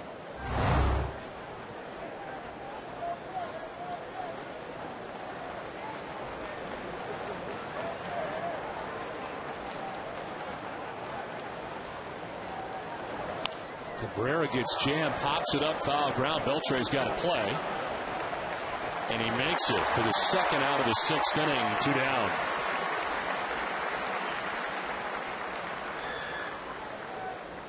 So big out there for Manny Del Carmen, retiring the first batter he faces and maybe the only batter he faces. Shin-Soo Choo coming up, and Terry Francona heading to the mound.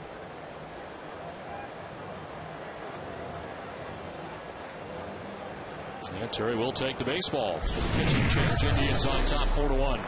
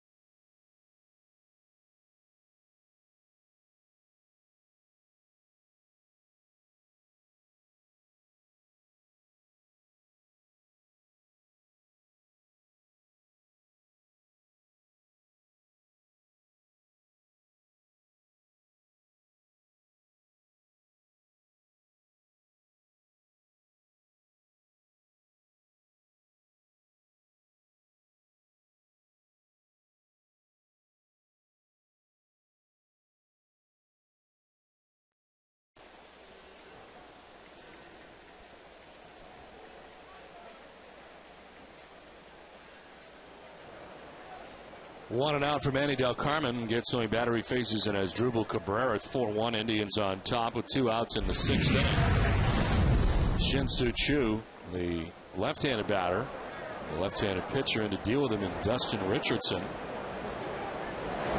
And he lines one to right. That's going to get in for a base hit. From third comes Duncan. He'll score.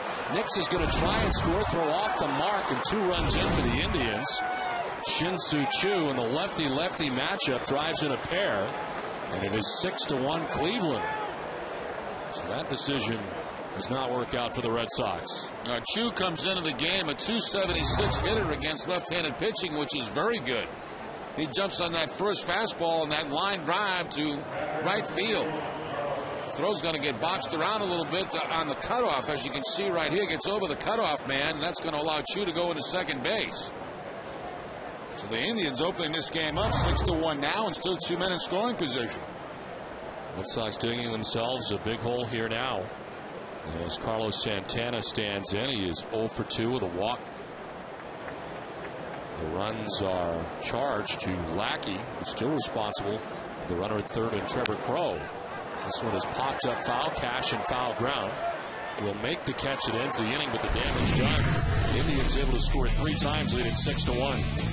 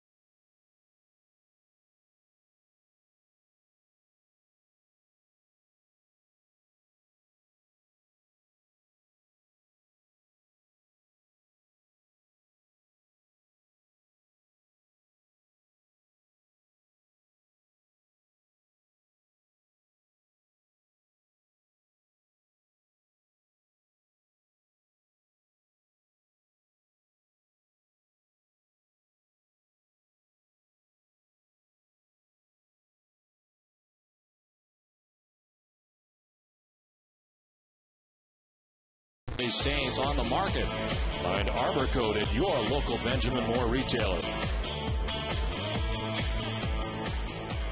6-1 now. The Indians on top of the Red Sox as we start the bottom half of the 6th inning. John Lackey done after 5 and a third, gives up 9 hits and is charged with 6 runs. He walked 5, and walks really did become a problem in the 6th inning. He walked 3 batters in the 6th. 2 of them scored, and he strikes out 7, which ties a season high, and 107 pitches on the hook as the Indians have a 6-1 lead. Red Sox batting in the 6th inning, and it's strike 1 to J.D. Drew. Drew, Cash, and Ortiz featured here in the 6th inning.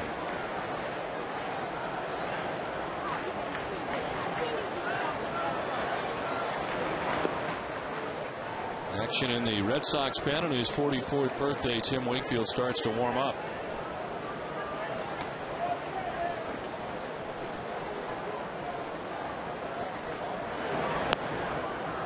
Strike 2, and Drew is down 1-2. A bit of a wait for Carmona as his team collects 3 runs. Red Sox made a couple pitching changes. This is sent to center and in for a base hit for J.D. Drew. Red Sox trying to get started here in the 6th inning. Drew's got a base hit. First base hit that JD has ever had against Carmona was 0 for 8 prior to this at bat. It's a ball in the outside corner and hooks it into center field for the base hit.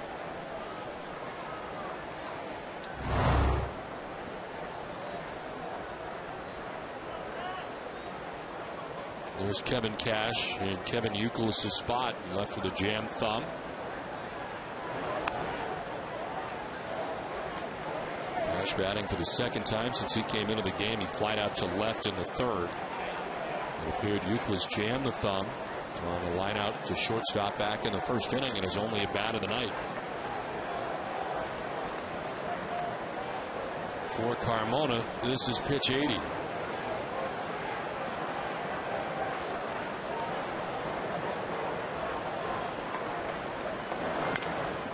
Chops it foul, 1-1.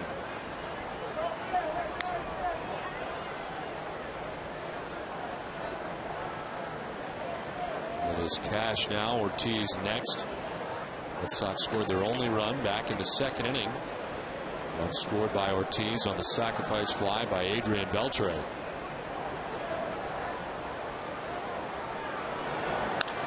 To right field. Shoe is there on the sinking liner. He makes the catch. I don't know if he lost it in the lights, but very defensively made the grab out there and right on that line drive for the 1st out. It's time for a game break, and Tom Karen, TC.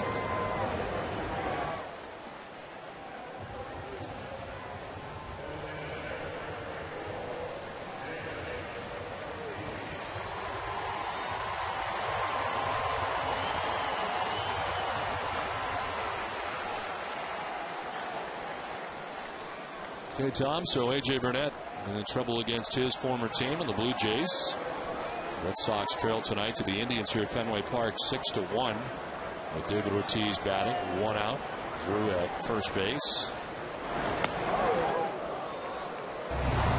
It's hard to tell, but it did look like maybe he lost this in a light tower for a split second as he had to make the dive to make the catch.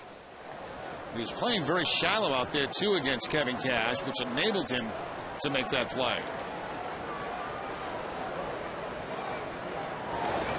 Ortiz with a big swing and a miss and a high fastball at 94, 1-1.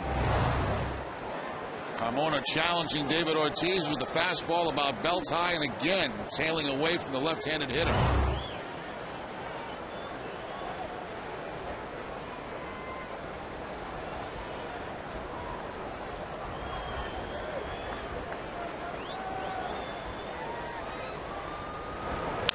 Broken back grounder, shift is on. Nobody is at second, so they go to first for the out. And the way that worked out, it was the shortstop who made the play on the right side of the infield. The third baseman, Nix, was well off the bag at second, so no chance for a double play because there was nobody at second. Yeah, and once you got that 6-1 lead, just make sure you get it out someplace. You can see the location of the shortstop. Cabrera, he looks towards second base, but there's nobody there. Nix could not get there in time. The league leaders are brought to you by Olympia Sports, the official sporting goods retailer of the New England Sports Network. And groundouts entering tonight. Fausto Carmona has induced 190. He's had 8 tonight. His teammate, Justin Masterson, former Red Sox pitcher, we'll see in this series, has induced 192. But Felix Hernandez with 201 for the Mariners. 2 outs, Drew at second base. And the former Indian, Victor Martinez, takes strike 1.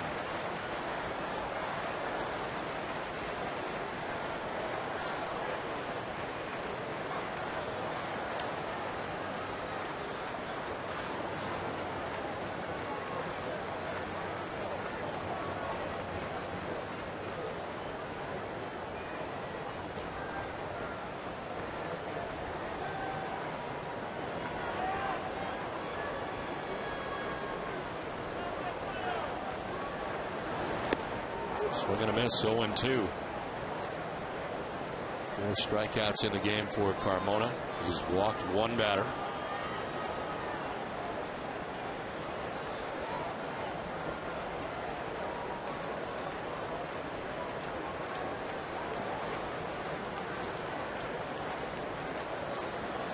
Drew at second, 2 outs here in the 6th inning.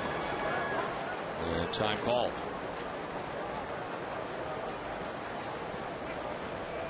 We're here at Fenway Park in Boston. Don Orsillo with Jerry Remy and Heidi Watney bringing you Red Sox baseball in high definition on NESN. Coordinating producer of Red Sox baseball is Russ Kent. Senior coordinating director Michael Narachi. Associate producer Jim White.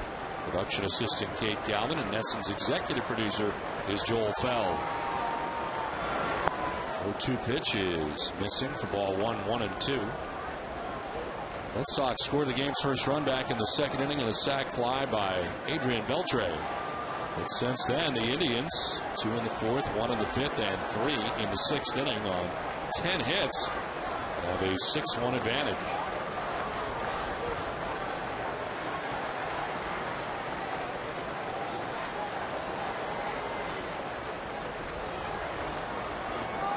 Catcher Santana is out to talk to Carmona. They've gone back and forth quite a bit in this last sequence.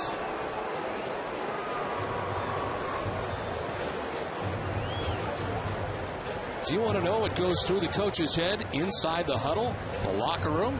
On Friday night at 11, don't miss the premiere of NESN Daily, presented by Sun Life Financial, a show for curious sports fans.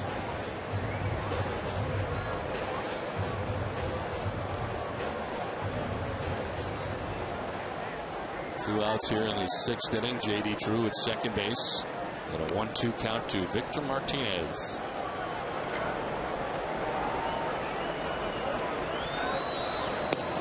Strike 3 call. 5th strikeout for Carmona. We played 6. Indians on top 6-1.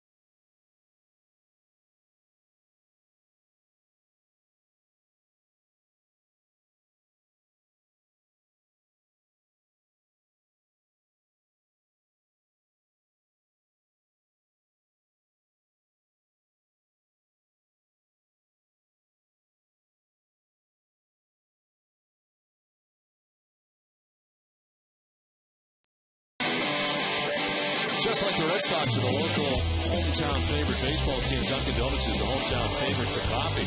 Dunkin' Donuts would like to recognize the hometown favorite fan of the game, going above and beyond. Just like Dunkin', with 60 years of coffee greatness, Dunkin' Donuts is #1 for iced coffee. Tim Wakefield on his 44th birthday checks in for his 22nd game of the year. He's 3-8, 5.65 earned run average. And it's hitting at .268 against Wakefield. And Laporta leading it off and driving one to deep left. Kalish back to make the catch shy of the track. Laporta is out #1 of the 7th inning.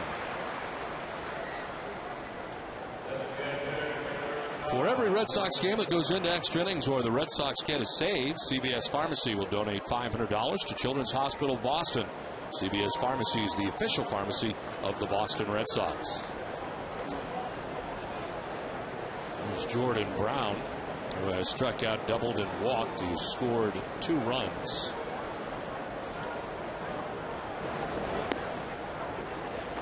Mentioned it earlier, Tim Wakefield, 44 years of age today. And with this appearance, joins Carl Yastrzemski as the only players in Red Sox history to appear in a game at age 44 or older. Yastrzemski was 44 years old, 41 days in his last game.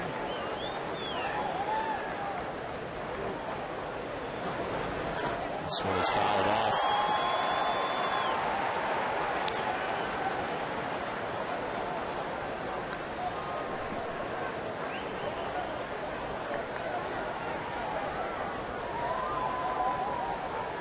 His last game, October 2nd of 1983 against Cleveland.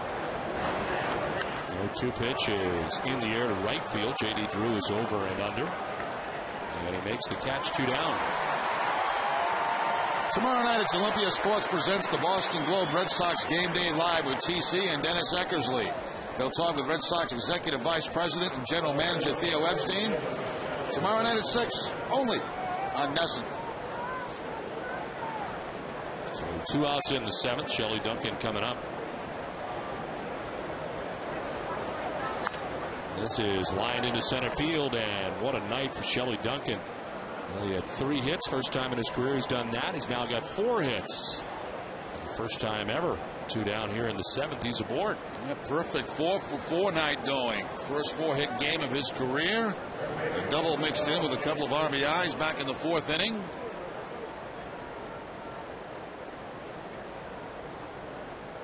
It was Jason Nix with 2 outs in the 7th.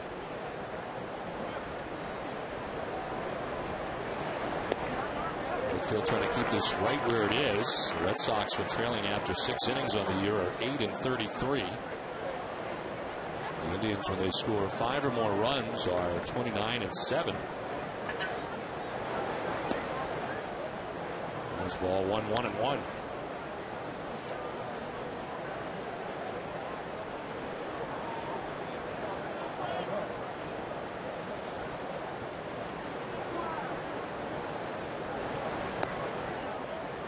John Lackey, 5 1/3, giving up these 6 runs that the Indians have tonight. Del Carmen faced 1 batter, retired him.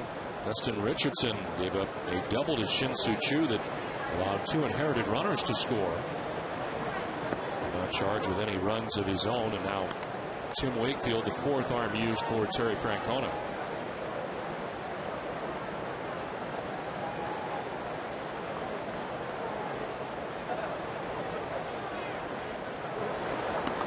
Ball 4 to Nix. First and second out, 2 down. 3rd time tonight that Nix has walked.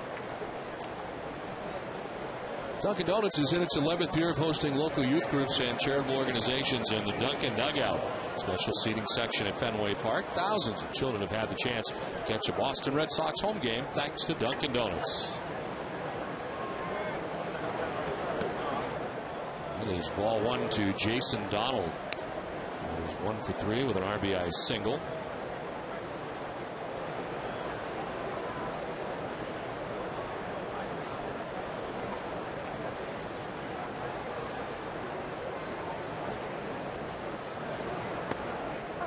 In there for a strike, 1-1.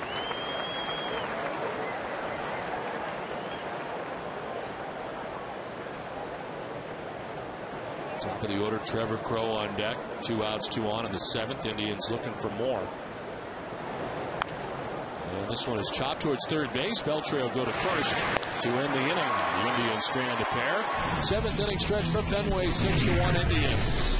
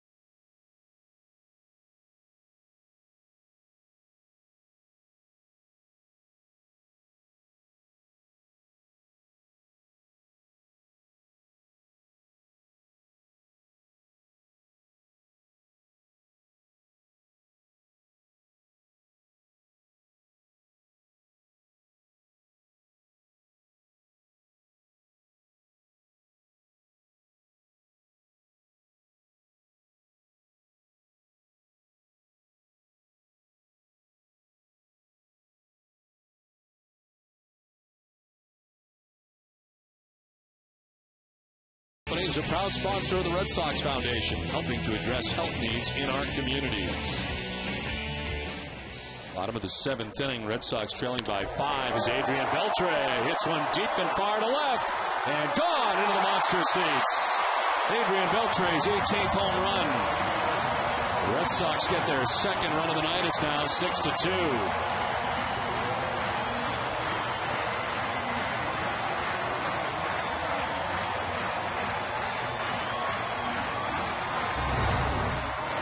Let the comeback begin. First pitch, off-speed pitch at 89 miles an hour, and Beltre into the first row of the monster seats for the home run. Second RBI of the night for Beltre.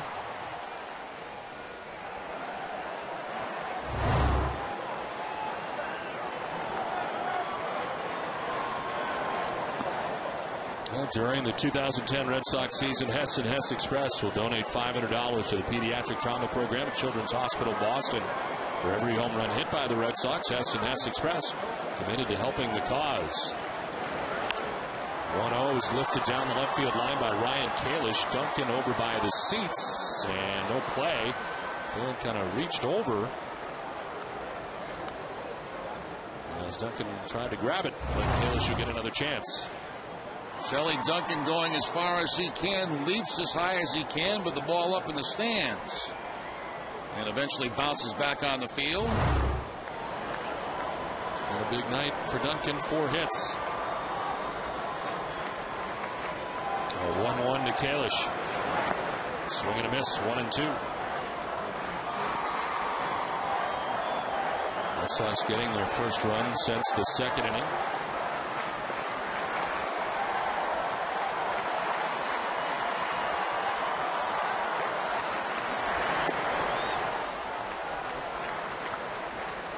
Action in the Indians bullpen. Rafael Perez, a left-hander warming. The pitching line is brought to you by your Boston area Lexus dealers for Fausto Carmona. Into the 7th inning. Line into right center field. This will get down and roll a while. Kalish will head for second base. Crow gets it back in, and it's a double. Some big swings here against Carmona in the 7th for Boston. Third time tonight that Kalish has been on base. He walked, he singled, and now he doubles off the changeup from Carmona. Changeup down and away goes Kalish to get it and rifle it in that gap in right center field. Tracked down out there by Trevor Crow, but a 2-base hit. First 2-base hit for Ryan Kalish in his major league career. In scoring position with nobody out. Red Sox going to work on what is was a 5-run deficit. It's now a 4-run deficit thanks to the home run by Beltre. Double for Kalish, and here comes Bill Hall. He was struck out swinging and singled 1 for 2.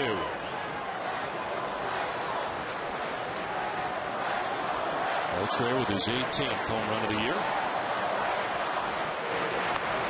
Hall takes strike 1.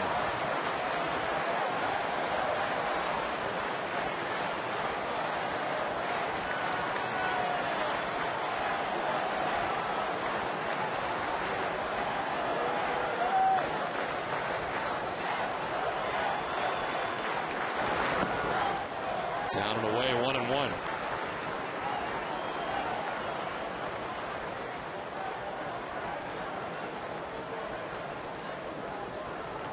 Red Sox having to come from behind on Saturday. Did it again on Sunday. And here they are having to come back again in this one. As Hall chops one to short, Cabrera on the back, and the throw is in time. And Hall's the first out of the 7th inning. Now Carmona back to that sinking fastball to get the ground ball out in the first out of the 7th inning. Bill Hall on top of the sinker, and the ground ball to shortstop. Pitch hitter will be coming up. Looks like Daniel Nava will be pitching him for Eric Patterson. Patterson had been 0 for 2 with 2 strikeouts in the game against Carmona. Following the game tonight, it's WB Mason Extra Innings Live with TC and Dennis Eckersley. They'll bring you post-game reaction from John Lackey and Terry Francona. That and more after the game on WB Mason Extra Innings Live.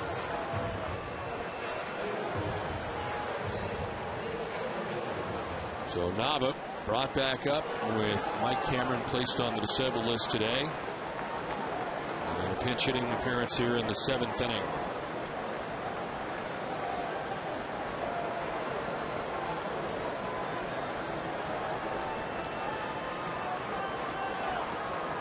And Kalish at second base, Nava batting. 1 out in the 7th. And strike 1 to Nava. What is his average right now? 98.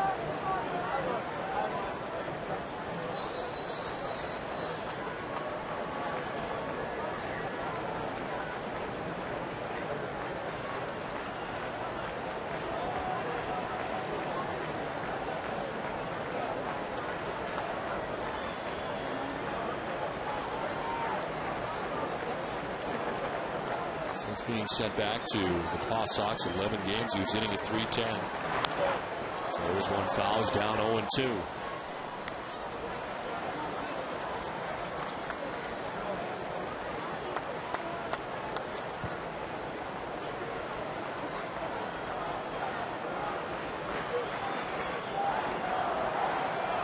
And Kalish at second base, 1 out in the 7th. Pitch number 100 for Fausto Carmona. On the ground, base hit into right field for Nava. Kalish being waved around. The throw from True is going to be close, and did he hold on to the baseball? He did. Injured on the play to catcher Santana, but somehow held on to the ball to retire Kalish, but he is hurt and down.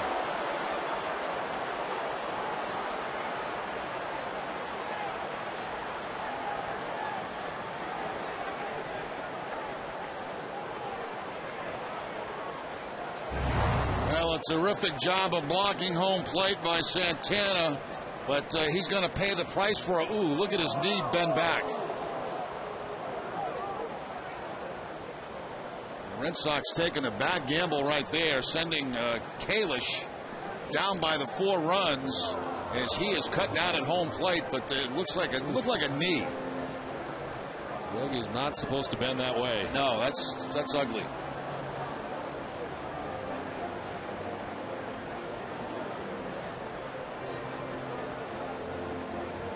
Got it exposed out there to the left, and you can see Kalish sliding right into the knee, and the knee bends straight back.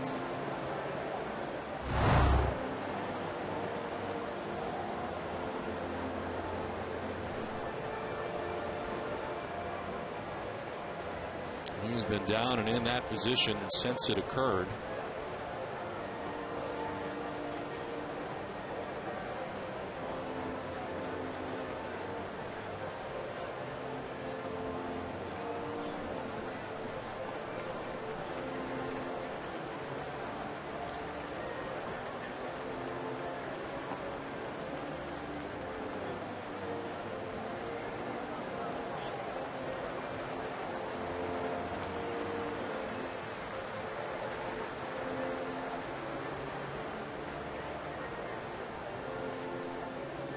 While they attend to Carlos Santana, we will step aside from Fenway.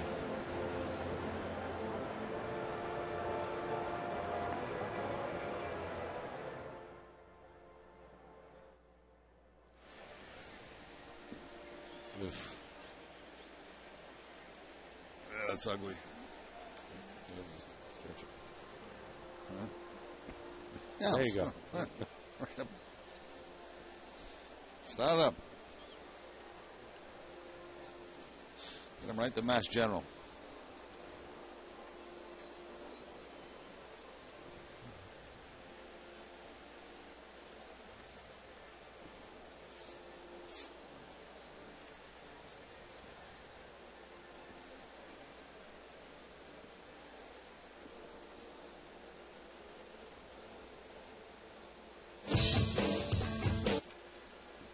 Where's the card?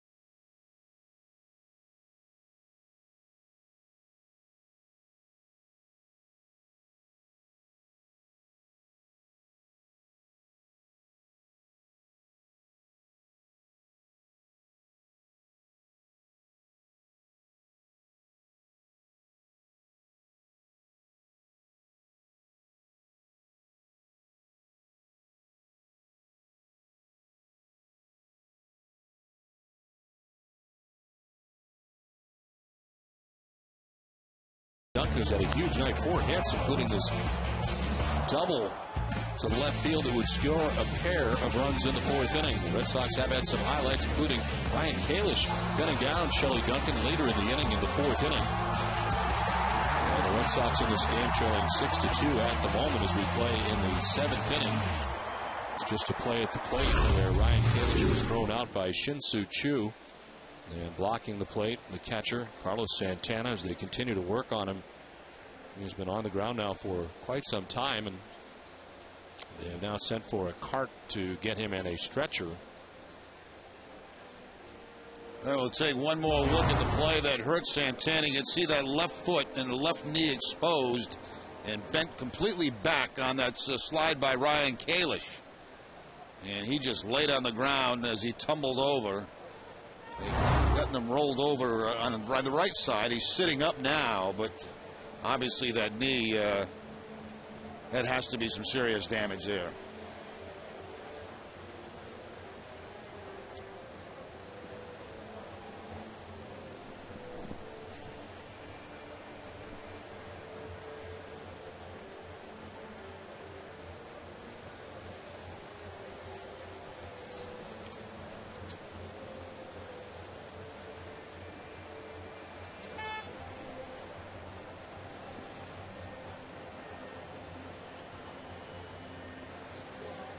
We're going to go to the card now that they're not going to go with the card. Looks like they're going to bring Gurney in here.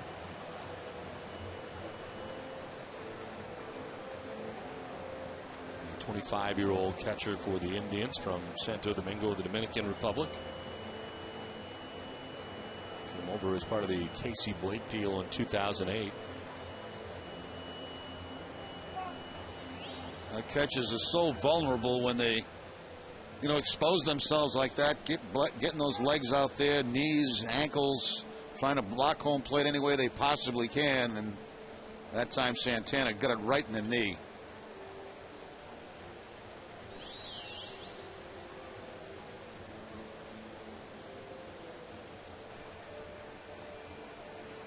The Eastern League MVP from a year ago at AA Akron. And the Indians certainly have high hopes for him. And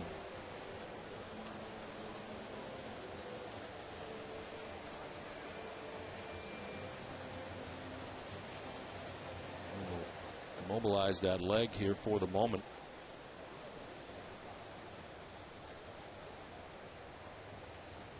Baseball America lists him as their top prospect in the Indians organization. And right now in a lot of pain. As collision at the plate.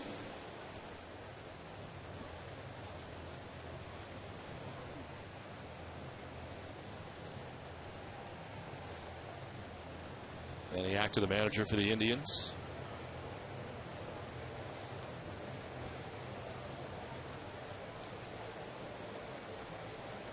They're trying to stabilize that knee as much as they possibly can before getting him up on the stretcher.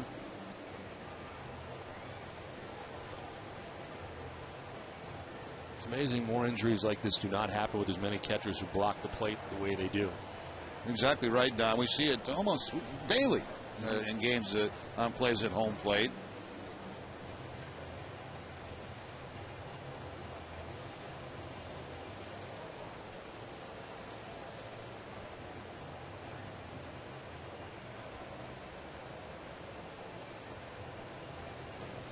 There's always contact at the plate. And we had some earlier in the ball game when Ryan Kalish threw out a base runner, Shelley Duncan, as you can see. But Kevin Cash had a chance to get the ball there, get himself positioned, and just make a tag. Very little contact on that play right there at all. This is a totally different situation. Throw coming in from right field, and the catcher had that knee exposed. And no time at all to get out of the way. Contact right there, knee bends back. And looks like a very serious knee injury to Carlos Santana.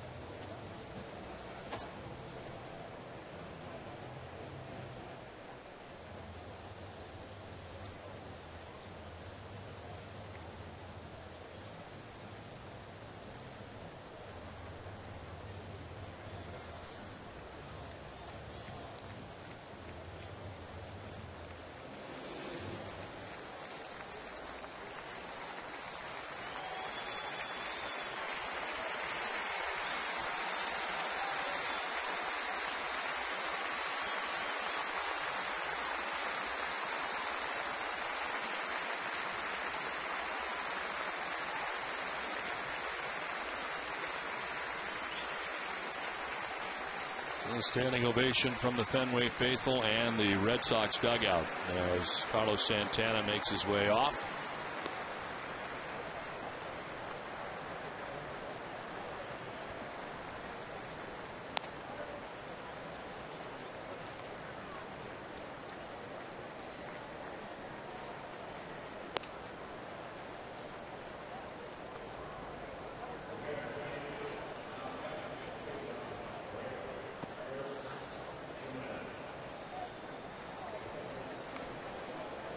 Two outs here in the 7th inning, and Fausto Carmona now throwing warm-up pitches. This Jimenez in the game now for the Indians. It's time for a game break, and Tom Caron. Tom.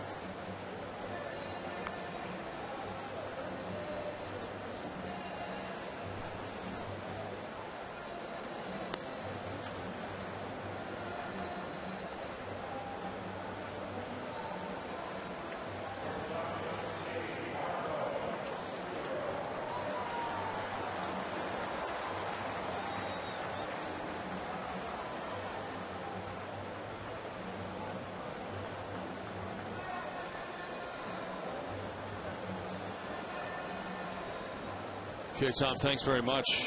A 12-minute delay here as the catcher for the Cleveland Indians, Carlos Santana, leaves the game after the collision at the plate. There are two outs in the 7th inning. Daniel Nava at first base. A run in for Boston on the home run by Adrian Beltre.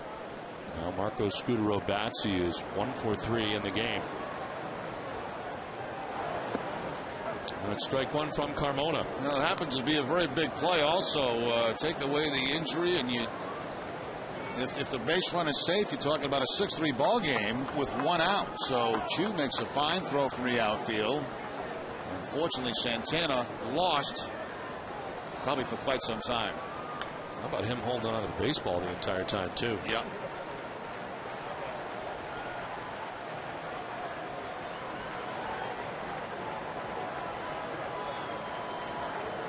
One pitch. He is in there for strike 2. It's 0-2. Scutaro grounded out in the first, doubled in the third, bounced into a 6-4-3 double play in the 5th.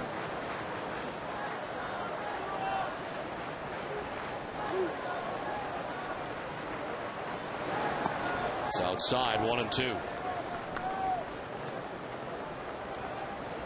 Jimenez, the new catcher, a guy that's plays all over the place. Outfield, catcher, third base. A couple of games at first base, that mostly at the minor league level.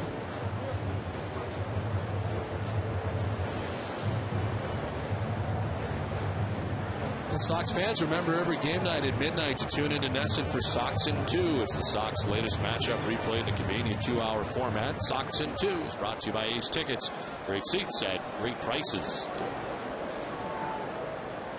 Two outs in the 7th. Nava at first base, and a 1-2 coming to Marco Scutaro. Broken back, ground ball to second base. Jason Donald goes to first, and that will end the 7th inning. We played 7, 6-2 Cleveland.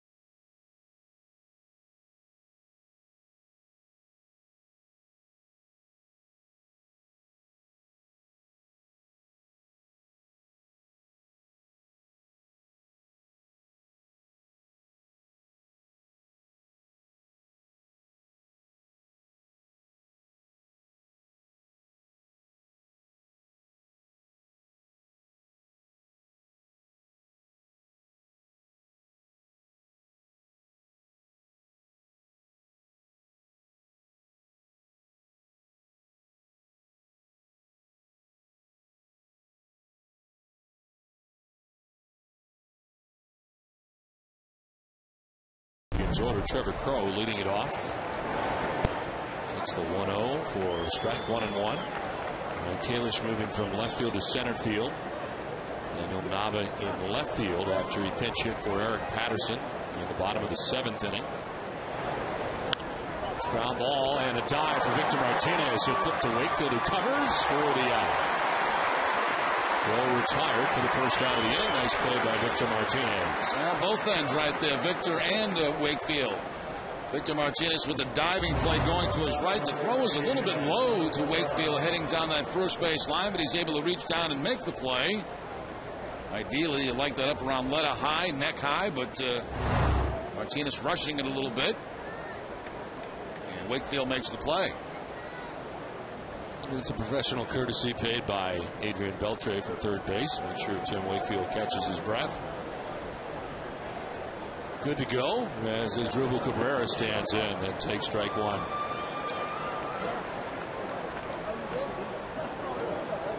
Cabrera 1 for 4, a single in the 5th inning.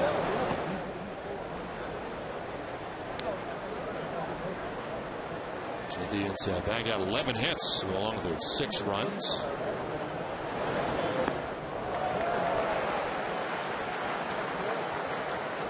Fausto Carmona through the first 7 innings. Put up 2 runs to the Red Sox. Give up a home run to Beltre in the 7th. Fly ball sent foul. Should reach the seats and will.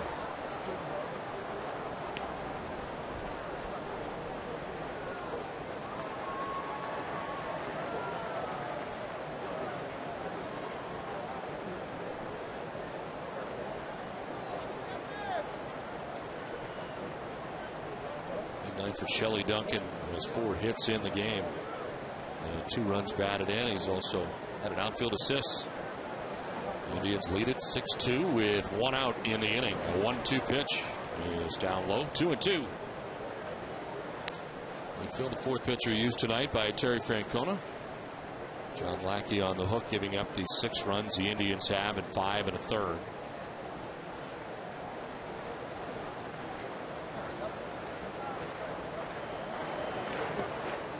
Inside, ball 3. Wakefield pitched the 7th inning and has the first out here of the 8th, but a full count now to Cabrera, his 25th pitch. And it's ball 4. Into the fastball, and Cabrera heads down to first base with a second walk given up by Wakefield. After the game tonight, it's Granite City Electric Red Sox final with TC and Dennis Eckersley. They'll bring you Major League highlights as A-Rod looks for home run number 600. That and more after the game, only on NESN.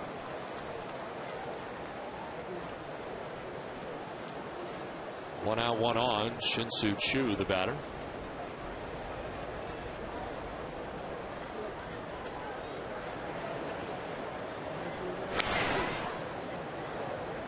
It's time now for the Comfort Zone, brought to you by Hanes. Look great, feel great, a lay flat collar undershirt. And Shin-Soo Choo against Tim Wakefield at 429 with a double, triple, and an RBI.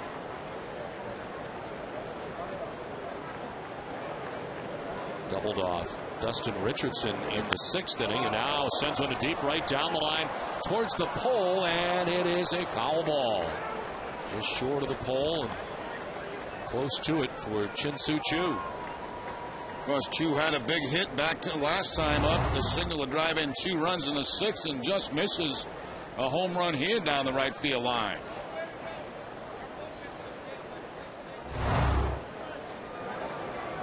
So 13 home runs on the year.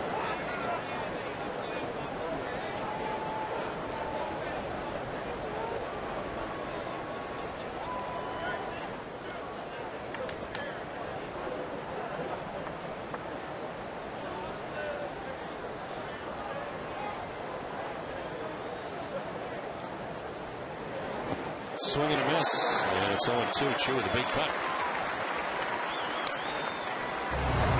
Wakefield back to the knuckleball, this time away from Choo. Home run swing, but no contact.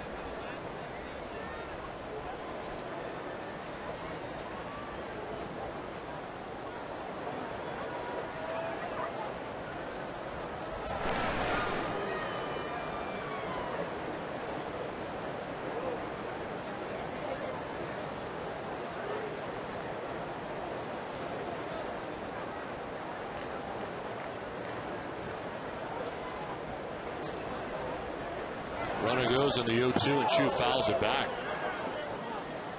As Cabrera was off with one out in the inning.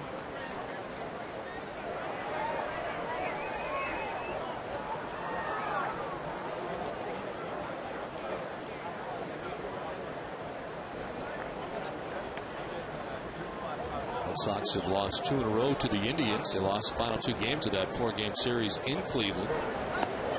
Runner goes, pitch a ball. The throw down is not going to be in time. Throw was there, but in and out of the glove of Scudero as it one hopped him and he couldn't hold on to it. Yeah, it looked like the throw had beat the runner Cabrera. Let's see what happens. The bounce. Oh, and the ball just not held onto by Scudero as he tries to apply the tag. It bounces right out of the glove. Stolen base for Cabrera, gets into scoring position with 1 out as Chu strikes out. Back there, it's the first strikeout for Wakefield, 2 down.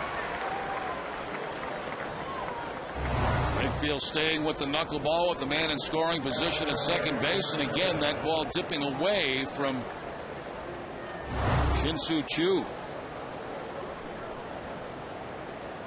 2 down, Cabrera at second base. Jimenez batting for the first time, a 176 average. He took over for Carlos Santana. Left the game with the injury last inning. Releases this one foul towards the seats. In celebration of 12 Sox wins for the month of July, the Eastern Bank Charitable Foundation will be donating $6,000 to the Boys and Girls Club of Metro West.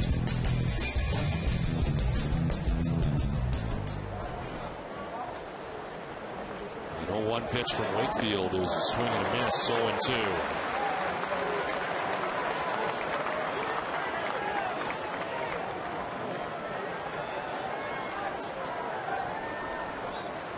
Laporta waiting on deck. Indians batting in their half of the 8th. On top by 4 runs.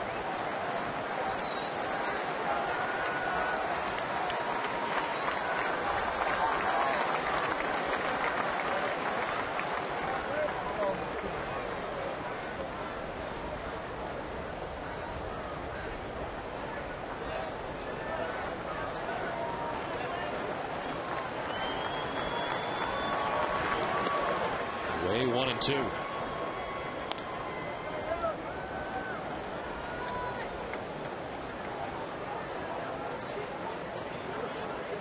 Six runs, 11 hits, an error for the Indians. 2 runs, 8 hits, no errors for Boston. 1-2 pitch coming up. And it's away again, 2-2. These 2 have sailed on Wakefield away.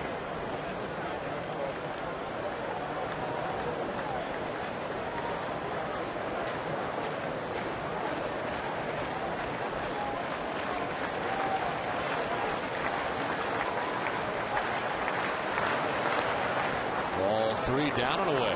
Full count.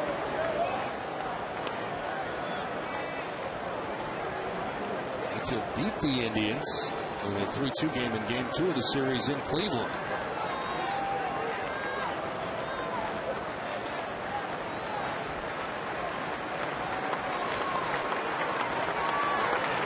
Swing and a miss. Struck him out to end the top of the 8th, 6-2 Indians.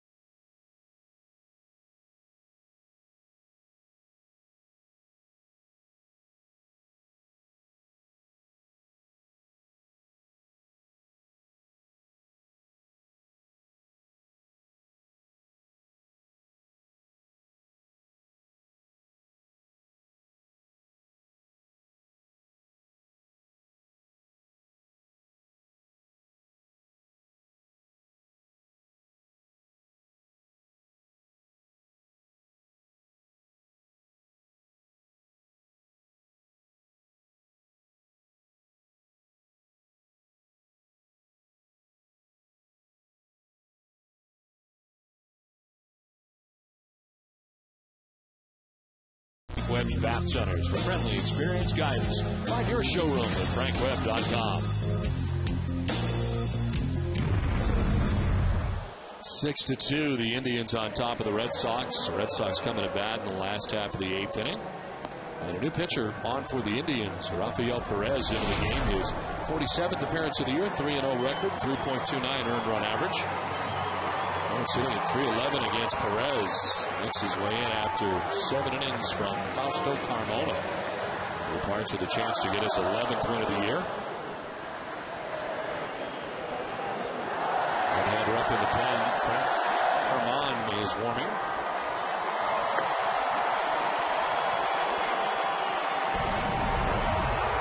Drew to begin the inning.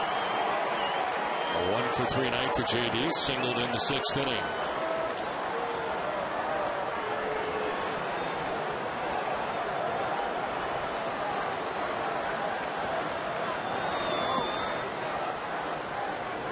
Fausto Carmona leading after 7 innings, giving up 8 hits, 2 runs. 1 was earned.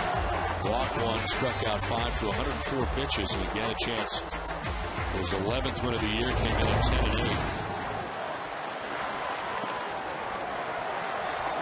Gave up a solo home run to Adrian Beltre in the 7th inning. Pretty tough on the Red Sox tonight through the first 7. A good outing tonight for Fausto Carmona. Had that fastball moving all over the place. Good changeup.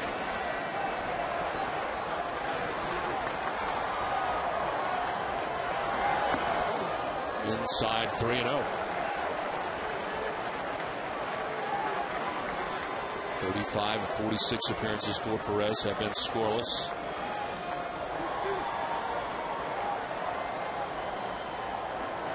His last 32 appearances, he's only given up 4 earned runs.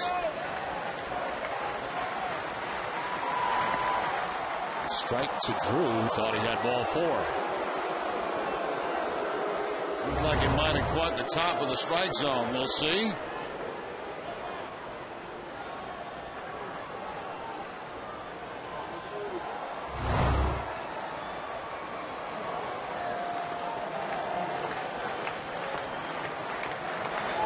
Drew grounds one right side. Donald to his left. The second baseman throws out Drew for the first out of the 8th inning.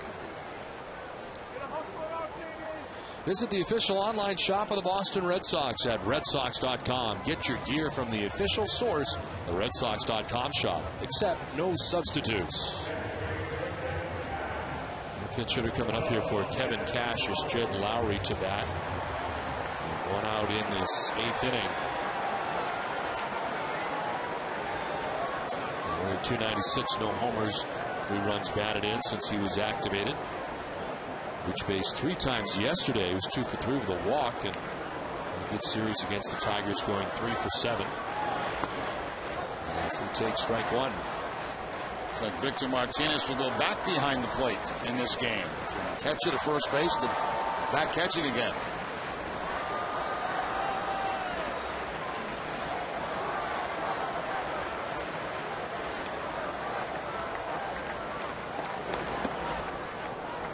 Outside 1-1.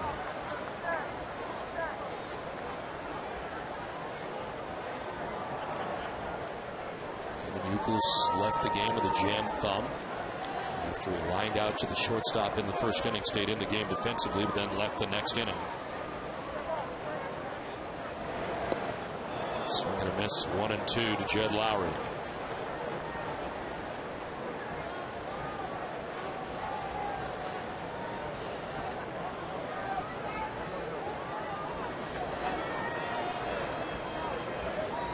Sox looking for some late inning magic, trailing 6-2 with 1 out in the 8th. Fly ball to left down the line. It is a foul ball. It's time now for the double play of the week, brought to you by Papagino's. Yesterday, the Sox turned a double play in the top of the 9th inning to stop the Tigers' rally. The Sox won in the bottom of the inning. Papagino's double play meal deal is back. Get 2 large cheese pizzas for just $17.99. Save up to 25%. Papagino's, the official pizza of the Boston Red Sox. Jed Lowry in the mix in that double play, trying to be in the mix of this Red Sox comeback.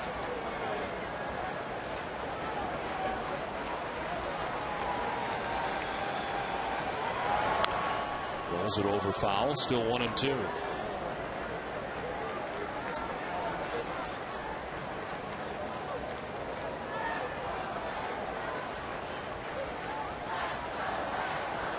Lowry now, Ortiz next, then Victor Martinez if we get that far. One out in the 8th.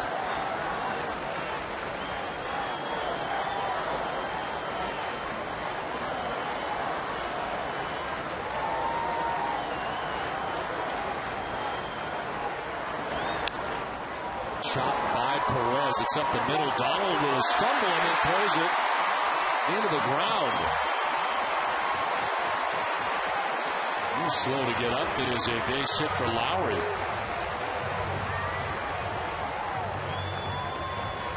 Just could never get his footing. I mean, he got over to the ball to Donald, but then once he got there, everything went south from there. He just lost his footing and tries to make a throw to first base. It ends up being a ground ball in that direction.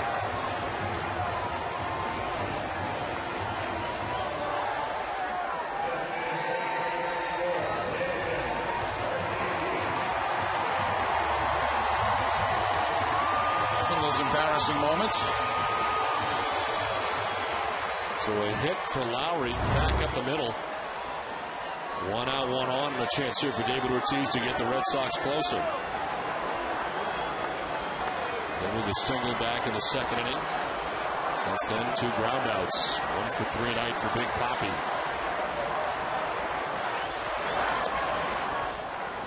Shift on here for the Indians.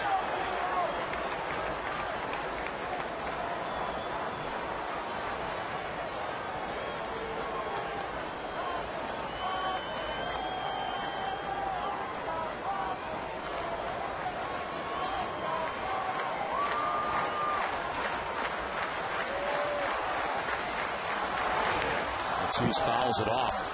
And it's a ball and a strike.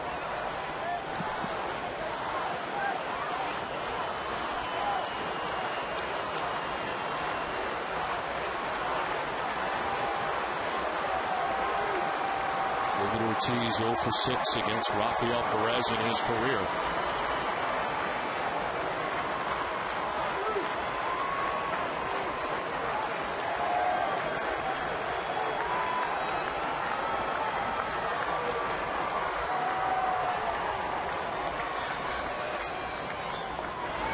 Swing and a miss, 1-2.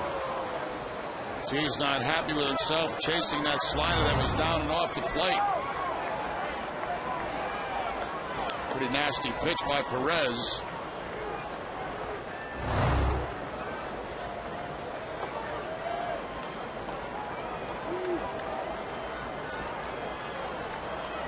Victor Martinez on deck, 1 out in the 8th.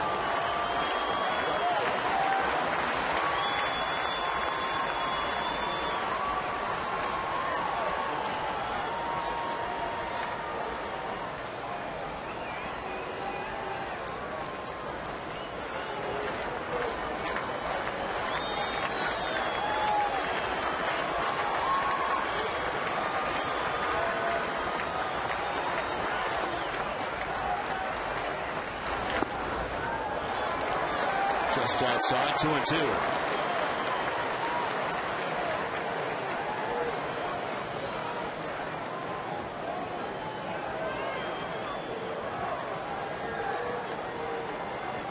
Since June 1st, Rafael Perez has allowed just 2 earned runs in 23 to 3rd inning pitch. Into the game for the 8th. A Drew to ground out. Lowry with the infield hit. Now a 2-2 to Ortiz. Field, opposite field base hit for Ortiz. Lowry to second base on the single for Big Papi, his second hit of the night.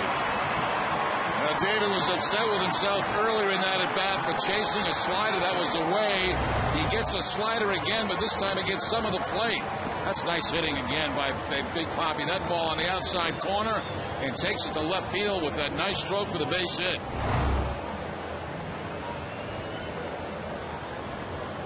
And he out to make a change here after Rafael Perez unable to get David Ortiz.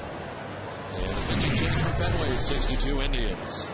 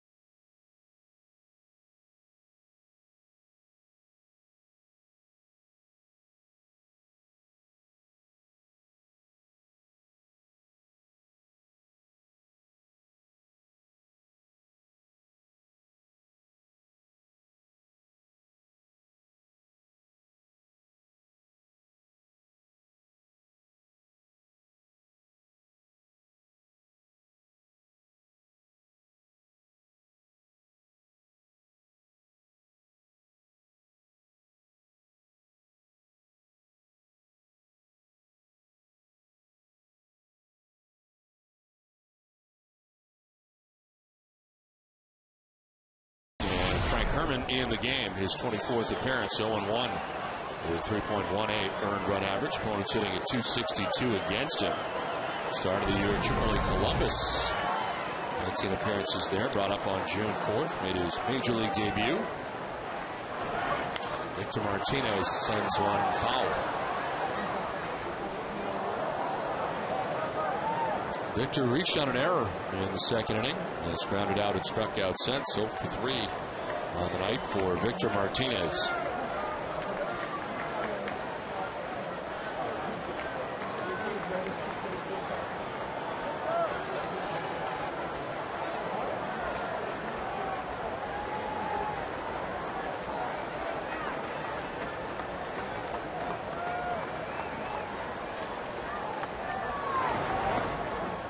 Down and in, 1-1.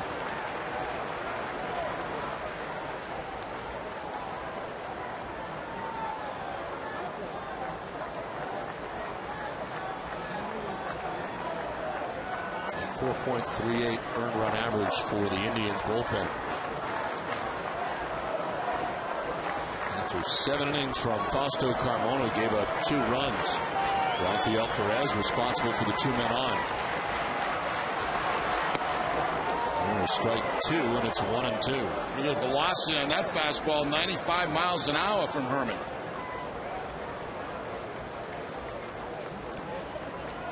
4.38 earned run average for the Indians relievers, places them 9th in the American League.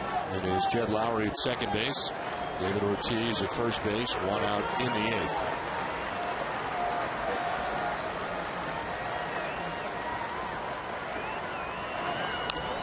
So pops it up, foul ground, and then is back to make the catch for the second out of the 8th inning.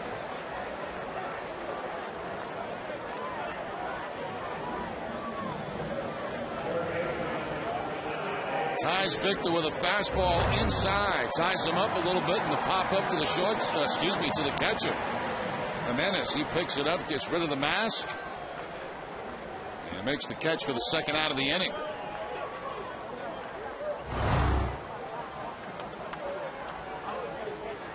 Two down for Adrian Beltre. It is 18th home run. Last time he was up, as he takes a strike over the outside corner.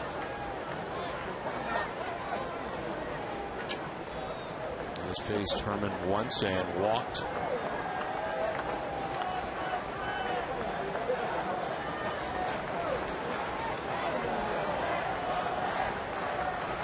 Beltre to deep left field. High, deep, and out of here. 3-run home run for Adrian Beltre. Just like that, it's a 1-run game. Second round tripper of the night for the Red Sox third baseman.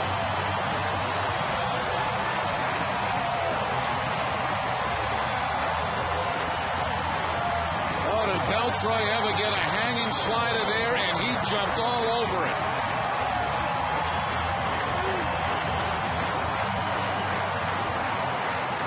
So Herman, who had gone with fastballs against Victor Martinez, tries a slider against Adrian Beltre, and Beltre crushes it. That ball stayed middle in.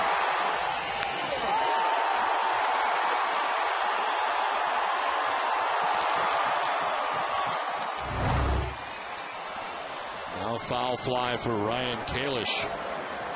It is the 21st two-home run game for Adrian Beltre.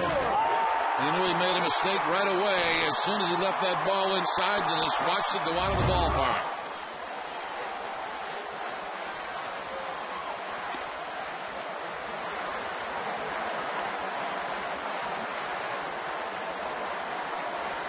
It's like Victor Martinez tried to touch his head again. I think he got him.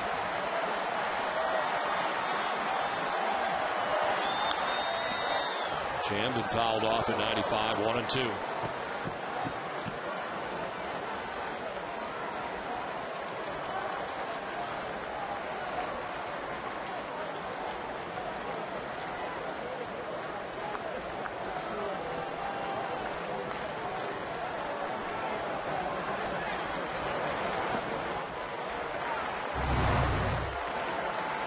Here he comes. Look out.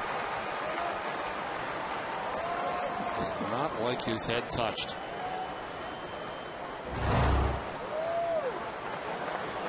Two and two. Line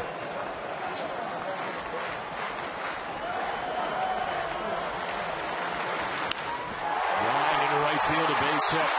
Ryan Kalish keeps it going in the eighth. Tying run at first now with 2 outs in the eighth. Fourth time that Kalish has been on base tonight. A walk, a single, a double, and now a single here in the eighth inning following Beltre's 3-run home run. Fastball inside. And Kalish rips it to right field for the base hit. Daniel Bard, the right-hander, is up in the Red Sox pen.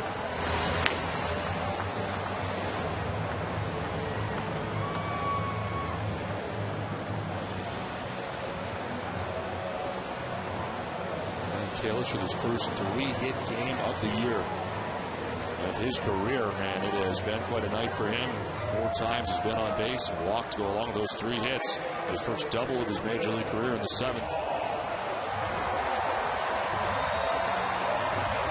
Joe Smith, the right-hander, starting to warm up for the Indians. Red Sox have scored 3 times in the 8th. Kalish at first, 2 down.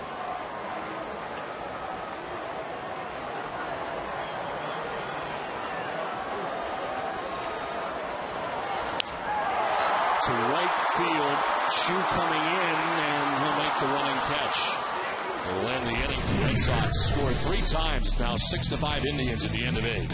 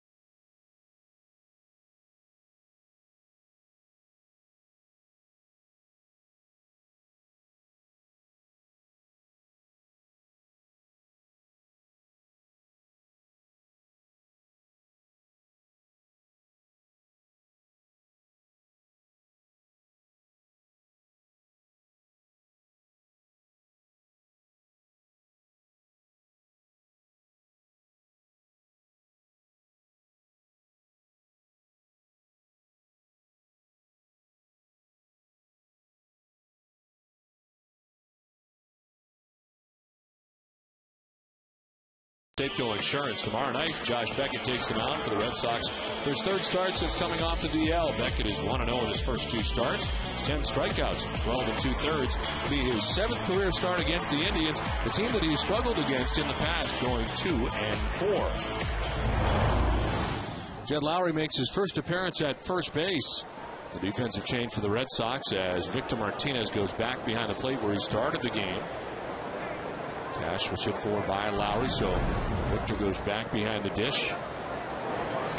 And the first pitch from the new pitcher is up top, ball 1 at 97 from Daniel Bard. 49th appearance, 1-2, the 1.84 earned run average.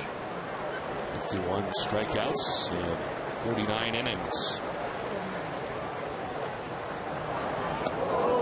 Slider missing, and it's 2-0. The closer, right-hander Chris Perez, is up for the Indians. Has 12 saves on the year. It's only hitting at 204 against him as he starts to warm up. Get ready for the bottom of the 9th. Fouled off to the right, and it's 2-1 to Matt Laporta. 2 hits in the game tonight. 2 for 4 tonight. Both his hits coming off the Red Sox starter, John Lackey.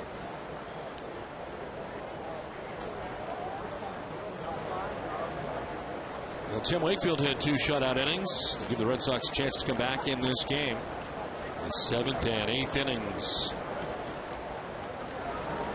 2-1 dropped in there for a strike 2. 2-2. Slider again. Second time he's thrown the slider behind in the count, this time for a strike.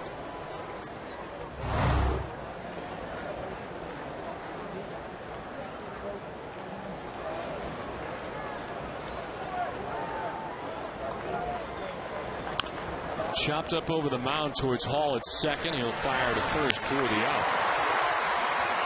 1 down in the 9th. If you need medical care at Fenway Park, visit the Beth Israel Deaconess First Aid Stand behind Section 12. Beth Israel Deaconess Medical Center is the official hospital of the Boston Red Sox. Visit them at bidmc.org. Got to give some credit to Tim Wakefield. 2 scoreless innings to keep the Red Sox in this game and give them a chance for some comeback magic here tonight.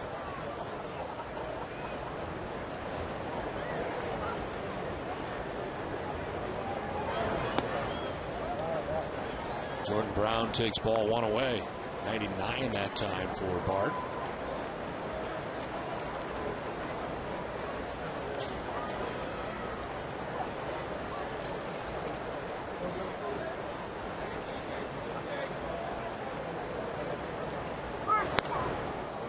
Outside 2-0.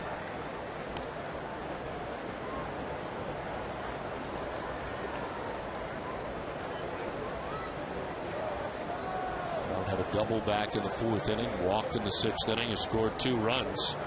DH for the Indians. That's with 1 out in the 9th. To first base, Lowry handles it. He will take it to the bag himself. A little indecisive at first. Bard was coming, but Lowry ends up taking it 2 down. Yeah, just because he's on his way over there, you really don't have to give it to him. If you can take it yourself, you're better off. And Lowry eventually does that. He'll take a look at the pitcher coming over and then decides, well, I got plenty of time to get this thing done.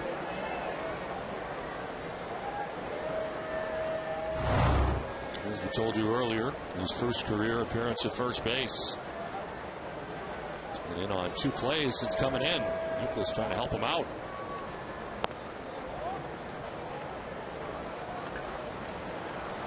.100, but it's ball 1. 2 outs here in the 9th. Shelley Duncan, what a night he's had. 4 hits.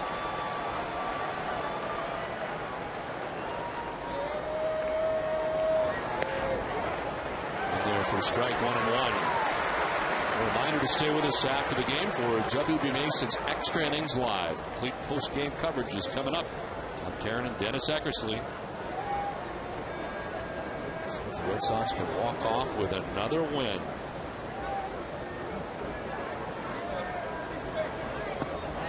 Drop in there. Slider 1-2. Back to back for Bard.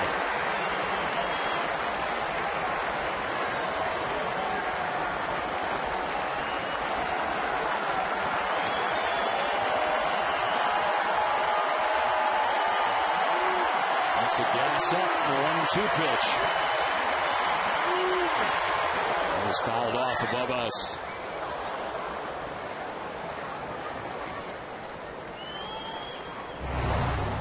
Fastball up, but fouled off by Shelley Duncan. They got the pitch in the location they wanted to, but Duncan got the foul ball.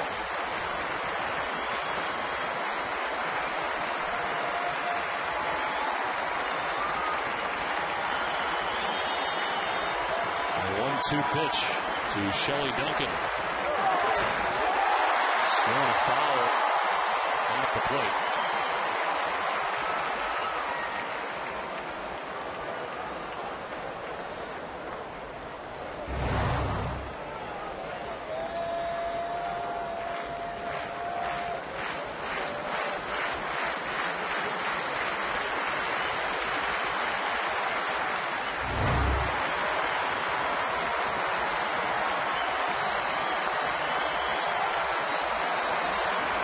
Two pitch to Shelley Duncan. Fouled again to the right. 98 on the fastball.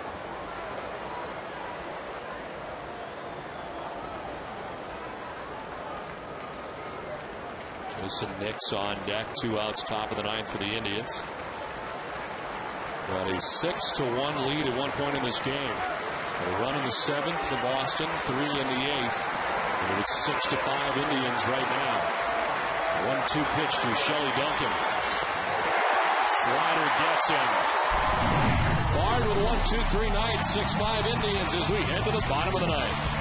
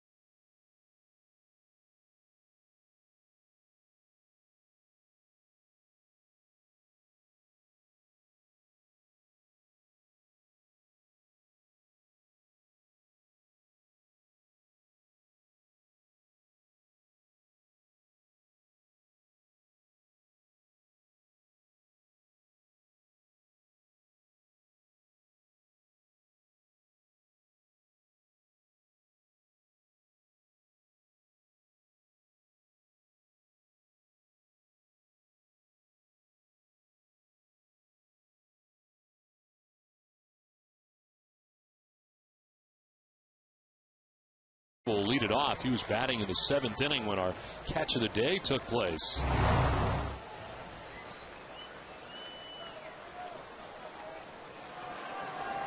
Nice grab up in the sky boxes. That was the D'Angelo's Lobster Nation catch of the day. Find your best catch of the day at D'Angelo. The famous lobster lineup is back and loaded with 100% real lobster. Try the lobster roll, the baked stuffed lobster, or the lobster sandwich. Come on, you deserve D'Angelo. To start the 9th with a bunt showing as he takes ball 1. Facing the closer for the Indians, Chris Perez. 45th appearance. He is 12 out of 15 in save opportunities, a 2.13 ERA. And it's sitting at 2.04 against him.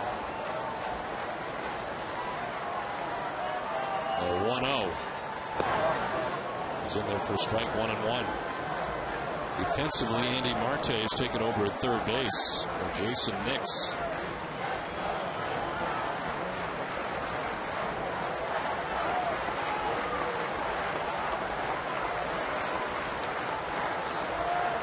1-1 to Nava. Going for strike 2, 1-2. 95 as Pokemon getting ready in case.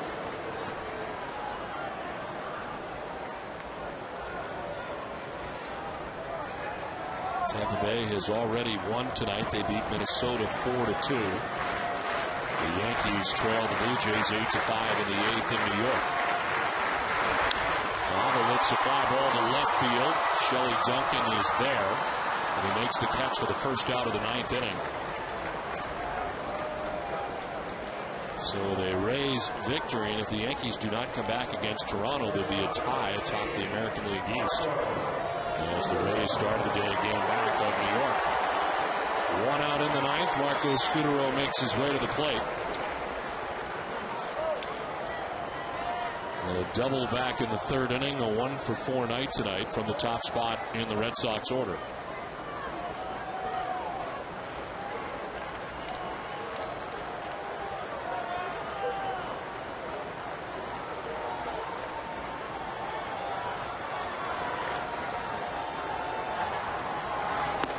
Scutaro takes strike 1. Fastball that time at 97. Chris Perez, 38 of his 44 appearances have been scoreless.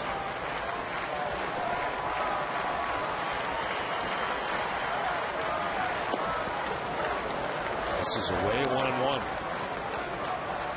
His blown saves have been against the Tigers, Blue Jays, and Rays.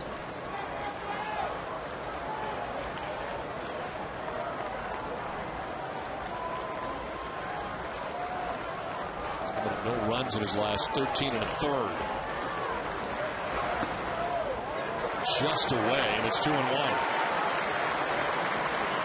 Don't forget, after the game, stay with us for Granite City Electric Red Sox Finals. Coming up from our Nesson HD Television Center, Tom Caron and Dennis Eckersley.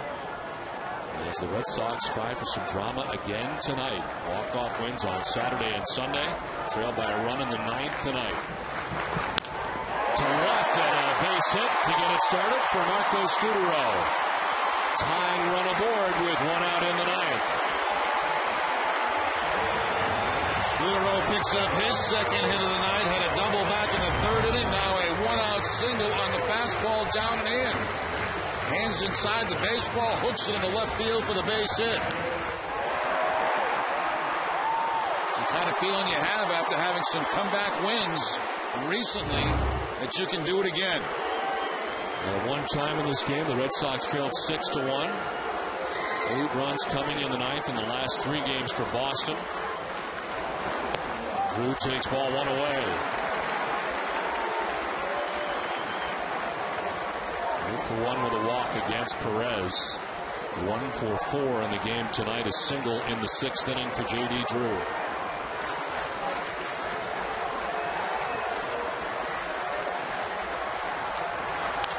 Drew pops it up, foul ground.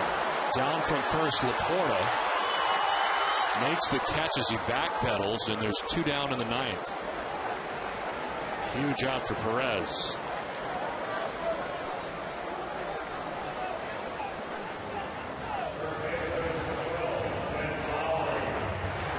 Hasn't been an easy night for Manny Actor, the manager for the Indians, at a 5-run lead.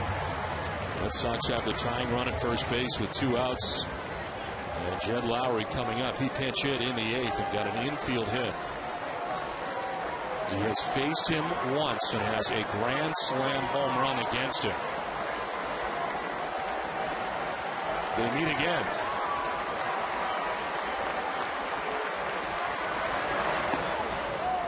Ball 1 outside.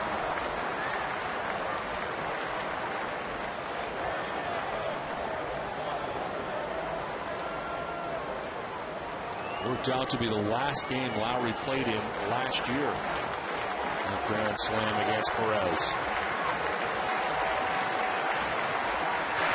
Over first and back to the bag is Scutaro.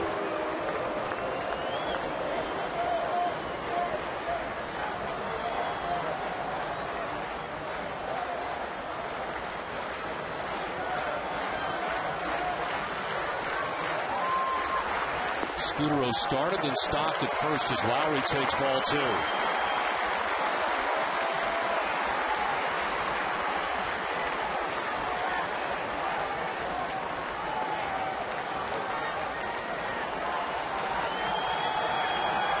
Red Sox have not had 3 walk-off wins in a row since July of 1975. Love another right here. It's 2-0 to Lowry.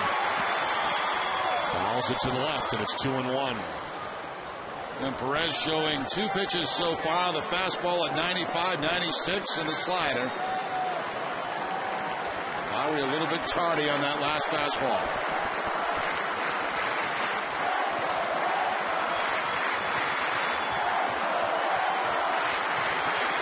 Indians closer Chris Perez ready to work with a 2-1 pitch. On the corner for strike 2.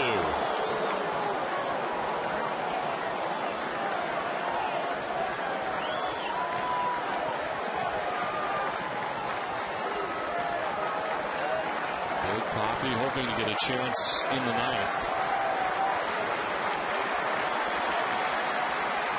Scudero at first, 2 down. 2-2 to Lowry. There goes Scudero. Lowry fouls it off.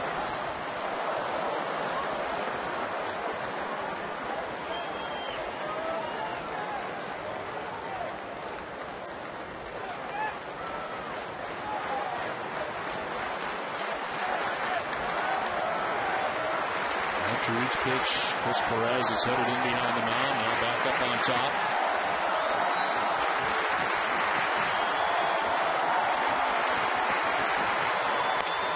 Outside, ball 3, full count. Now off the first base will be Marco Scudero. Anything in the gap, he's got a chance to score from first.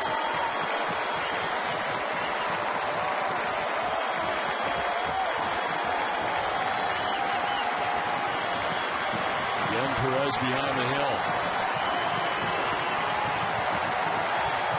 Fenway stands as 1 as Perez peers in to find out what he'll throw. 3-2 pitch is a fly ball to left.